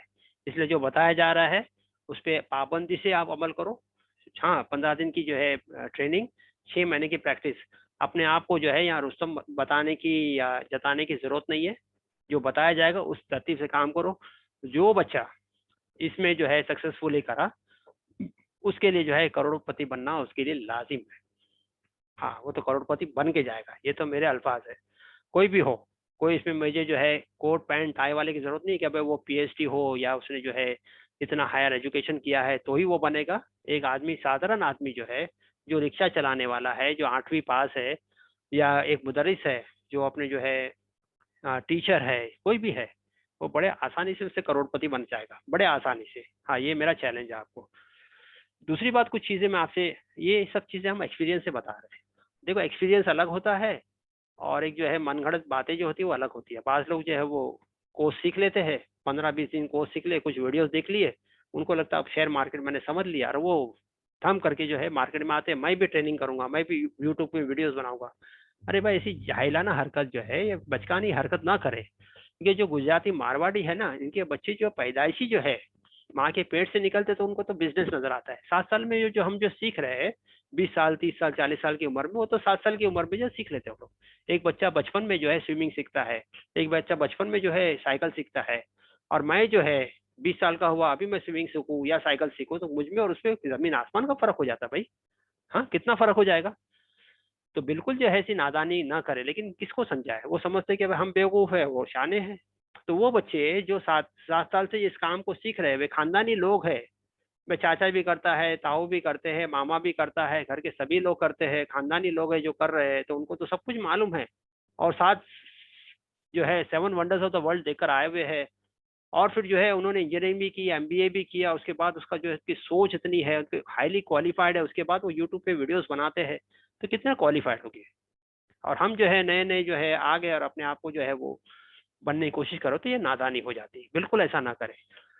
बल्कि हमारा मकसद क्या है कि आप जो है इसमें से जो है, हाँ, अपना जो है उल्लू सीधा कर ले भाई। आपको जो है फाइनेंशियली स्ट्रांग बनना, आप जो है फाइनेंशियली स्ट्रांग बन जाए। तो 3 चीजें हैं इसमें, डिसिप्लिन, कंसिस्टेंसी। ये शेयर मार्केट नहीं, शार्क मार्केट है। और चौथी चीज, यहाँ जो है माफी नहीं है, माफीनामा नहीं है, यहाँ हर गलती की सजा है। ठीक है, तो आज मैं वाइंड अप करता हूँ। मैं आपको बताता हूँ कि हमने आज क्या क्या किया। शेयर मार्केट क्या है, is nothing but a partnership between you. हमारे या किसी कंपनी में हमने जो है पार्टनरशिप कर ली, चाहे आप आपका एक शेयर ले लिया, आपने 1000 शेयर ले लिया, आपके ऊपर है, कोई किसी के ऊपर कैद नहीं है। शेयर मार्केट में ये है कि आप किसी कंपनी पर डायरेक्टली केस नहीं कर सकते। अगर आपको कुछ ऊंच नीच नजर आती है तो आपको बीएसई एनएससी को लिखना पड़ेगा। बीएसई क्या है, बॉम्बे स्टॉक एक्सचेंज। एनएससी क्या है, नेशनल स्टॉक एक्सचेंज। एनएससी कब बना, जब हर्षद मेहता का स्कैम हुआ था, उस वक्त जो है वो एनएससी बना हुआ था। ठीक है, तो उसके पहले बीएसई चलता था। और बड़े बड़े जो इन्वेस्टर्स जो हमारे कंट्री के अंदर आते हैं वो है एफआईआईज एंड एफपीआईज। एफआईआईज कौन होते हैं, जो कोई कनाडा में बैठा है, कोई यूरोप में बैठा है, कोई एशिया पैसिफिक से है, कोई ऑस्ट्रेलिया से है, कोई मिडिल ईस्ट से है, कोई साउथ अफ्रीका से है, मैक्सिकन से है। समझेगा नहीं, पूरे वर्ल्ड से लोग जो है, सबकी निगाह किस पे जो है। मैंने कहा इंडिया पहले भी सोने की चिड़िया थी, आज भी इंडिया सोने की चिड़िया है, इसका मेरे अल्फाज पे ध्यान दे। तो एफआईआईज की नजर जो है इंडिया पे है। अभी ज्यादा पैसा जो है मिडिल ईस्ट से आएगा, तो हमको चाहिए कि हम इससे जो है बहुत ज्यादा फायदा उठाएं और जो है मुल्क की तरक्की के अंदर जो हम साथ दें। अब ऐसा होता है हम अपने आप को जो है ना अलग कर देते हैं, मेन स्ट्रीम में हम आने की कोशिश करें, मेन स्ट्रीम में आए। ठीक है ना, तो हमने देखा कि जो कंपनी की जो करता धरता है वो तो प्रोमोटर्स कहलाते हैं, और हमने जो इन्वेस्टमेंट किया तो हम उसके पार्टनर हैं, तो हम यहाँ जो है शेयर होल्डर्स कहलाते हैं। एफआईएस की तरह यहाँ डीआईएस भी होते हैं। डीआईएस जो है वो लोकल इन्वेस्टर्स होते हैं। लोकल इन्वेस्टर्स कौन होते हैं वो भी हम देखेंगे। अब जो है हमने एग्जाम्पल लिया था कि भाई केएफसी मैकडोनल्ड को अपना जो है बिजनेस को एक्सपांड करना है। मेरी कंपनी है, मुझे जो है एक्सपांशन करना है, तो मैंने क्या कि एक्सपांशन के लिए मुझे 20,000 करोड़ की जरूरत है। तो 20,000 करोड़ लाएंगे कहाँ से? तो एक तो है कि भाई आपके जानने वाले लोगों से आप बात कर लीजिए, उनसे करके काम कर लीजिए। तो उन्होंने कहा भाई हमारे पास तो पैसे नहीं, तो ऑप्शन क्या है, बैंक के पास जाओ। बैंक ने कहा कि भाई आपका जो है वो हफ्ता चालू हो जाएगा। हफ्ता कहाँ से देंगे भाई, हमारा तो कारोबार ही नहीं होगा, तो हफ्ता कहाँ से देंगे? बोला ना, अगर हफ्ता नहीं दोगे तो हम लोन नहीं दे सकते। ठीक है, किसी ने उनको एडवाइस दिया कि आप कंपनी बना लो। कंपनी बन गई। कंपनी बनने के बाद में उन्होंने अपना पर्चा कहाँ सबमिशन किया, बीएसई एनएसई में, कि भाई हम जो है इस तरीके से काम करना चाहिए और ये हम आईपीओ लेके आना चाहिए। आईपीओ का मतलब क्या है, इनिशियल पब्लिक ऑफर। जो कंपनी पहली बार पब्लिक से पैसे लेती है अपने कारोबार को जो भी करने के लिए, उसे कहते हैं आईपीओ। अब इनको जो है कि केएफसी मैकडोनल्ड को जो है अपने आउटलेट को, अपने जो है ब्रांचेस को एक्सपांड करना है पूरी इंडिया के अंदर। अब अंदाजा लगा लो, कश्मीर से कन्याकुमारी तक और ईस्ट से लेके वेस्ट तक जितने भी हिल स्टेशन है, जितने एक्सप्रेस हाईवेज है, जितने यूनिवर्सिटीज है, कॉलेजेस है, स्कूल्स है, जितने जो है आपका सी फेसिंग है, हिल स्टेशन वगैरह जो भी है, तो उतने लगने के लिए उनको वक्त जाएगा। तो उन्होंने कहा कि भाई हमको 18 से 2 साल का वक्फा चाहिए, क्योंकि उनकी स्टैंडर्ड होती है, उनका एक स्टैंडर्ड होता है, इस स्टैंडर्ड में काम होना है। तो जगह का पहले जो है ढूंढना, फिर उसका लाइसेंस लेना, फिर उसका एग्रीमेंट होएगा, एग्रीमेंट के बाद में उसका इंटीरियर होगा, मैन पावर हायर होगा, फिर ये सब चीजें जो वक्त जाएगा उसके लिए। अब जो है इन लोगों ने जो है इसके अंदर इन्वेस्टमेंट कर दिया, जिसको अच्छा लगा उसने किया। ए के पास 10,000 था, उसने 10,000 कर दिया। बी के पास 50 था, उसने 50 कर लिया। सी के पास 5,000 था, उसने 5,000 कर दिया। डी के पास 5 लाख था, उसने 5 लाख कर दिया। ई के पास जो है, इन्होंने इसके बिजनेस को समझ लिया था, तो उनको कन्विक्शन था, उन्होंने लगा दिया पैसा। अब मैंने आपको सबसे बुनियादी बता दिया कि भाई किसी भी कंपनी को जो है उसको स्टडी करना है, तो ये बातें हैं। क्या है? सेल्स। सेल्स यानी बिक्री। सेल्स यानी बिक्री। हाँ, दूसरी बात उसके एक्सपेंस। एक्सपेंस कंट्रोल में होना चाहिए। ऐसा नहीं कि सेल्स बढ़ रहा है तो एक्सपेंस भी अनाप शनाप हो रहा है, नहीं, कंट्रोल में होना चाहिए। प्रॉफिट। सेल्स बढ़ा तो प्रॉफिट भी जो है कंसिस्टेंटली उसका राइज होना चाहिए। मैनेजमेंट स्ट्रांग होना चाहिए, मैनेजमेंट में गड़बड़ी हाँ नहीं होनी चाहिए। फिर कोई लोन वगैरह उसने ना लिया हो, अपने शेयर्स को जो है गिरवी नहीं रखा हो। हाँ, फिर अपना प्रोडक्ट, नए नए प्रोडक्ट उसके पास होने चाहिए, एक्सपांशन प्लान होना चाहिए। इस तरीके से रहेगा तो समझ लीजिए शेयर का बच्चा है। अब जो है इस पे पैसे लगाइए आप। अब होता है कैलेंडर ईयर और एक होता है फाइनेंशियल ईयर। कैलेंडर ईयर तो वही जनवरी से लेकर दिसंबर तक। जनवरी 1 तारीख को 31 दिसंबर हम मनाते हैं और 1 तारीख को जो है नया कैलेंडर आ जाता है। लेकिन ये जो है फाइनेंशियल ईयर, ये किसके लिए? जो इनकम टैक्स रिटर्न फाइल करते हैं, जीएसटी फाइल करते हैं, इनके लिए है। तो इसमें क्वार्टर्स होता है। तो पहला क्वार्टर जो है वो चलेगा अप्रैल से लेके जून तक। अप्रैल मई जून, 3 महीने का। तो ये पहला क्वार्टर हो गया। ये दूसरा क्वार्टर हुआ जुलाई अगस्त सितंबर, अक्टूबर नवंबर दिसंबर, जैन फेब मार्च। ये आपका तीसरा क्वार्टर। ये क्वार्टर जो है आपका ईयर एंडिंग भी हो जाता है। ये जो चौथा क्वार्टर है ये ईयर एंडिंग भी हो गया आपका, लास्ट क्वार्टर भी ईयर एंडिंग भी हो गया, यानी साल का आखिरी है ना ये, इसलिए इसको ईयर एंडिंग भी कहते हैं। तो हर क्वार्टर के अंदर जो कंपनी लिस्टेड है उसको balance sheet profit and loss account जो है देना पड़ता है। Balance sheet profit and loss account में क्या होता है, यही सब चीजें होती है भाई, कि भाई पूरा चिट्टा पिट्टा जो है उसका आ जाएगा इधर, कितना लोन लिया है, कितना कर्जा लिया है, कितने शेयर्स को गिरवी रखा है, क्या किया, सब कुछ आ जाएगा, कि कितना प्लान्स है, नया प्रोजेक्ट क्या है, इसके बाद में सब पूरा के पूरा इसमें आ जाएगा उसको। इसकी चोरी यहाँ जो है पकड़ी जाती है, हाँ कुछ गड़बड़ी करेगा। तो मैंने कहा आपको क्वालिटी में काम करना, जैसे मैंने एग्जांपल आपको बार बार देता हूँ, टाइटन की घड़ी, टाइटन की घड़ी जो है वो महंगी मिलेगी आपको, टाइटन की घड़ी जो है वो सस्ती नहीं मिलेगी, लेकिन टाइटन की घड़ी के अंदर क्वालिटी है, हाँ वैल्यू है, ब्रांड है, नाम है, उसका आपको वारंटी मिलती है। और जो बस अड्डे पर ट्रेन स्टेशन पे जो मिलती है वो तो आपको वही चमक है, लेकिन उसके अंदर वो वैल्यू नहीं है, ब्रांड नहीं है। तो ये कचरा काम नहीं करना आपको। जैसे मैंने बताया कि करीम भाई ने जो क्या किया, 20 रुपए का शेयर ले लिया, किसी के कहने पर के 20 रुपए का 200 हो जाएगा, तो करीम भाई ने जो है ₹1,00,000 लगा दिए। अब क्या हुआ, वो ₹1,00,000 का क्या हो गया, ₹1,000 हो गया। बोले ये तो जुए का अड्डा है, जुए का अड्डा है, जुए का अड्डा है। तो जुए का अड्डा तो हम भी कह रहे हैं ना, बगैर सीखे अगर आप करोगे तो जुए का अड्डा है। बगैर सीखे अगर आपने तालाब में जब मारे तो क्या होगा भाई, नाक मुंह में पानी जाना तो लाजमी है ना भाई। तो उसमें कौन सी है, जो कुदरत के नियम के अगेंस्ट अगर आप काम करोगे, बगैर सीखे आप जो करोगे, तो आपको तकलीफ तो होनी होनी है। तो आपने देखा कि भाई ये कंपनी के अंदर जो है प्रॉफिट पे प्रॉफिट हो जा रहा है। अब जो है केएफसी मैकडॉनल्ड में जिसने पैसे लगाए थे, first quarter, second quarter, third quarter, fourth quarter, company बहुत एक्सपांड कर रही है, लोग इसको पसंद कर रहे हैं, इसके सेल्स में भी बिक्री भी हो रही है, इसका सेल्स भी बढ़ रहा है, इनकम भी बढ़ रही है, प्रॉफिट भी हो रहा है, और जो है नए नए प्रोडक्ट भी आ रही है। तो कंपनी प्रॉफिट कर रही है। कंपनी ने क्या किया कि बोले हम इसको डिविडेंड डिक्लेयर करेंगे। तो कंपनी ने डिविडेंड डिक्लेयर किया, कितना किया, 15 रुपया। तो पहले बार 15 किया, दूसरे बार कितना किया, 8 रुपए किया, टोटल मिलाकर कितना हो गया, 23 रुपया। और यही पैसा अगर मैं बैंक में रखता तो साल के आखिर में मुझे 6,000 रुपये मिलता। 6,000 से क्या होता है भाई, महीने का कितना हो जाएगा, अगर मैं इसको डिवाइड बाय 12 करूँ तो महीने का 500 रुपया। तो 500 रुपये मेरे बिजली का बिल भी घर का नहीं होगा। यही 1,00,000 रुपया अगर मैं कंपनी में इन्वेस्ट करूँ तो मुझे अनाप शनाप पैसा होता है। कैसे पैसे मिलते देखो, कि भाई शेयर्स की वैल्यू बढ़ते गई, अगर अच्छी कंपनी में आपने लिया तो शेयर्स की वैल्यू ऑटोमेटिक बढ़ती जाएगी। अगर जो है अगर रिवर्स हो गया, इसमें से कोई चीज़ रिवर्स हो गई तो शेयर्स की वैल्यू नीचे आ जाएगी। शरीयत ने यही हुक्म दिया है। फिर क्या हुआ, इसमें डिविडेंड मिला उसको। पहले बार डिविडेंड कितना मिला, 15 रुपया। दूसरे बार डिविडेंड कितना मिला, 8 रुपये। ये आपके खाते में ऑटोमेटिक आ जाता है। तो बल्ले बल्ले, तो यहाँ जो कितना मिला, यहाँ आपको 23 रुपये मिल गया। और बैंक कितना दे रही थी आपको, 6 रुपया दे रही थी। साल के आखिर में कितना दे रही थी आपको, 6 रुपया। तो क्या बेहतर है, अभी आप देख लीजिए उसको। सॉरी। तो आपने देखा कि डिविडेंड के अलावा कंपनी बोनस भी देती है। बोनस का रेशियो होता है 1:1 बोले तो, अगर आपके पास जो 1,000 शेयर है तो कंपनी ने आपको 1,000 शेयर अपनी तरफ से दे दिए। कितना हो गया, 2,000 शेयर हो गए फ्री में। कोई इसके लिए आपको ये नहीं है। 1:2 का मतलब क्या, अगर 1,000 शेयर है तो कंपनी आपको 500 शेयर फ्री दे रही है, तो 1500 शेयर हो गए। 1:5 का मतलब क्या, 1,000 एवरी 5 शेयर के एवज में आपको एक शेयर मिला, यानी 200 शेयर मिल गए, आपके पास 1,200 शेयर हो गए। तो बल्ले बल्ले, घर बैठे बैठे आपको क्या मिला। हाँ, तीसरा जो था वो बायबैक। कंपनी अभी जो भाव चल रहा है उसको 165 रुपया चल रहा है। अभी जो है शेयर की कीमत जो है आपके 165 रुपया जो बाजार में चल रही है। कंपनी कह रही है कि आप अपने शेयर हमें वापस कर दो, हम आपको जो है 195 रुपीज में देंगे।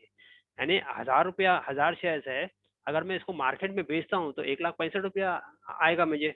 अगर वही शेयर मैं कंपनी को वापस करता हूँ तो मेरे को कितना मिलेगा, 1,95,000। यानी कितने का फर्क हो रहा है, 30,000 का फर्क। तो बताओ ना, बल्ले बल्ले भाई, कंपनी को दे दो वापस। अब आप चाहो तो पूरे शेयर दे दो, चाहो तो उसका कुछ परसेंटेज दे दो, या आपके ऊपर है। ठीक है। राइट इशू का मतलब क्या है, कि भाई कंपनी में कुछ कर्जा है, कंपनी अपने बोझ को हल्का करना चाह रही है। वो चाहे तो वो बाजार से पैसे उठा सकती है, लेकिन वो पहले आपको ऑफर दे रही है। आपको ऑफर क्या दे रही है, कि भाई अभी भाव चल रहा है 165 रुपया, हम अपने शेयर आपको देना चाहते हैं 150 रुपये में, आप खरीदोगे।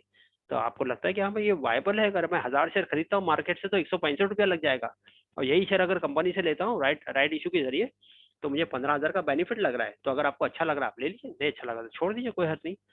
स्प्लिट का मतलब क्या है, कि कंपनी का जब जो शेयर्स की कीमत बहुत ज्यादा हो जाती है, जैसे हमारे टायर्स की एक शेयर की कीमत 90,000 है, तो इसको तो कोई खरीदेगा नहीं, कोई खरीदेगा नहीं। कि इतनी बड़ी वैल्यू का तो इसमें जो है वॉलेटिलिटी कम हो जाती है। तो इसको कंपनी क्या करती है, इसको स्प्लिट करती है, इसके टुकड़े करती है। जैसे मेरे पास 100 का नोट है, तो 100 का एक ही नोट है मेरे पास, मैंने इसको जो है छुट्टे करा दिया, खुला करा दिया मैंने। तो 10-10 के कितने नोट आ गए मेरे पास, 10 नोट आ गए, तो मैंने इसको टुकड़े किए, है ना। तो वैसे ही जो है 90,000 का शेयर था, तो अगर मेरे पास 9 लाख है तो मैंने कितने शेयर खरीदा, 10 शेयर खरीदा MRF के। तो अभी जो कंपनी ने कहा भाई इसको इसके स्प्लिट कर दो, उसको 100 टाइम्स स्प्लिट हो गया इसको, तो कितने इसकी वैल्यू कितनी हो गई, 90 हो गए, लेकिन मेरे पास शेयर्स कितने हो गए, पहले 10 शेयर थे, अभी कितने हो गए, 1000 शेयर हो गए, तो मेरी वैल्यू तो वही होगी 9 लाख के, मेरे इन्वेस्टमेंट तो कंपनी के तो 9 लाख रुपया है। तो ये 5 बेनिफिट आपको शेयर मार्केट में इन्वेस्टमेंट करने से होते हैं। वंस अगेन मैं आपको रिमाइंड करता हूँ, इसका नोट्स बनाना आपके लिए कंपलसरी है, बिल्कुल कंपलसरी, एक बात का ध्यान रख लीजिए। वक्तन फौक्तन आपको जो है बताया जाएगा क्या क्या एक्टिविटीज करनी है, उस एक्टिविटीज को आप करते रहिए। इंशाल्लाह जो है इस लाइन का आपको हम जो है विराट कोहली बना देंगे, प्रोवाइडेड आप हमारी तरतीब से चलेंगे। आपके अंदर का खरगोश बाहर आ गया और आपने उठपटांग हरकत की तो हमारी जिम्मेदारी नहीं है, ठीक है। तो इसके अंदर मैंने बताया आपको डिसिप्लिन, कंसिस्टेंसी। ये शेयर मार्केट नहीं, शार्क मार्केट है, ये जो है 440 वॉट का करंट है। अगर आपने जो है इसको समझदारी से किया तो ये ऐसी मुर्गी है जो रोजाना सोने का अंडा देगी और अगर आपने इसे हट के काम किया तो ये ऐसा डेंजर है कि आपको राख बना देगी, ठीक है। तो यहीं पे आज जो हम वाइंड अप करते हैं इंशाल्लाह।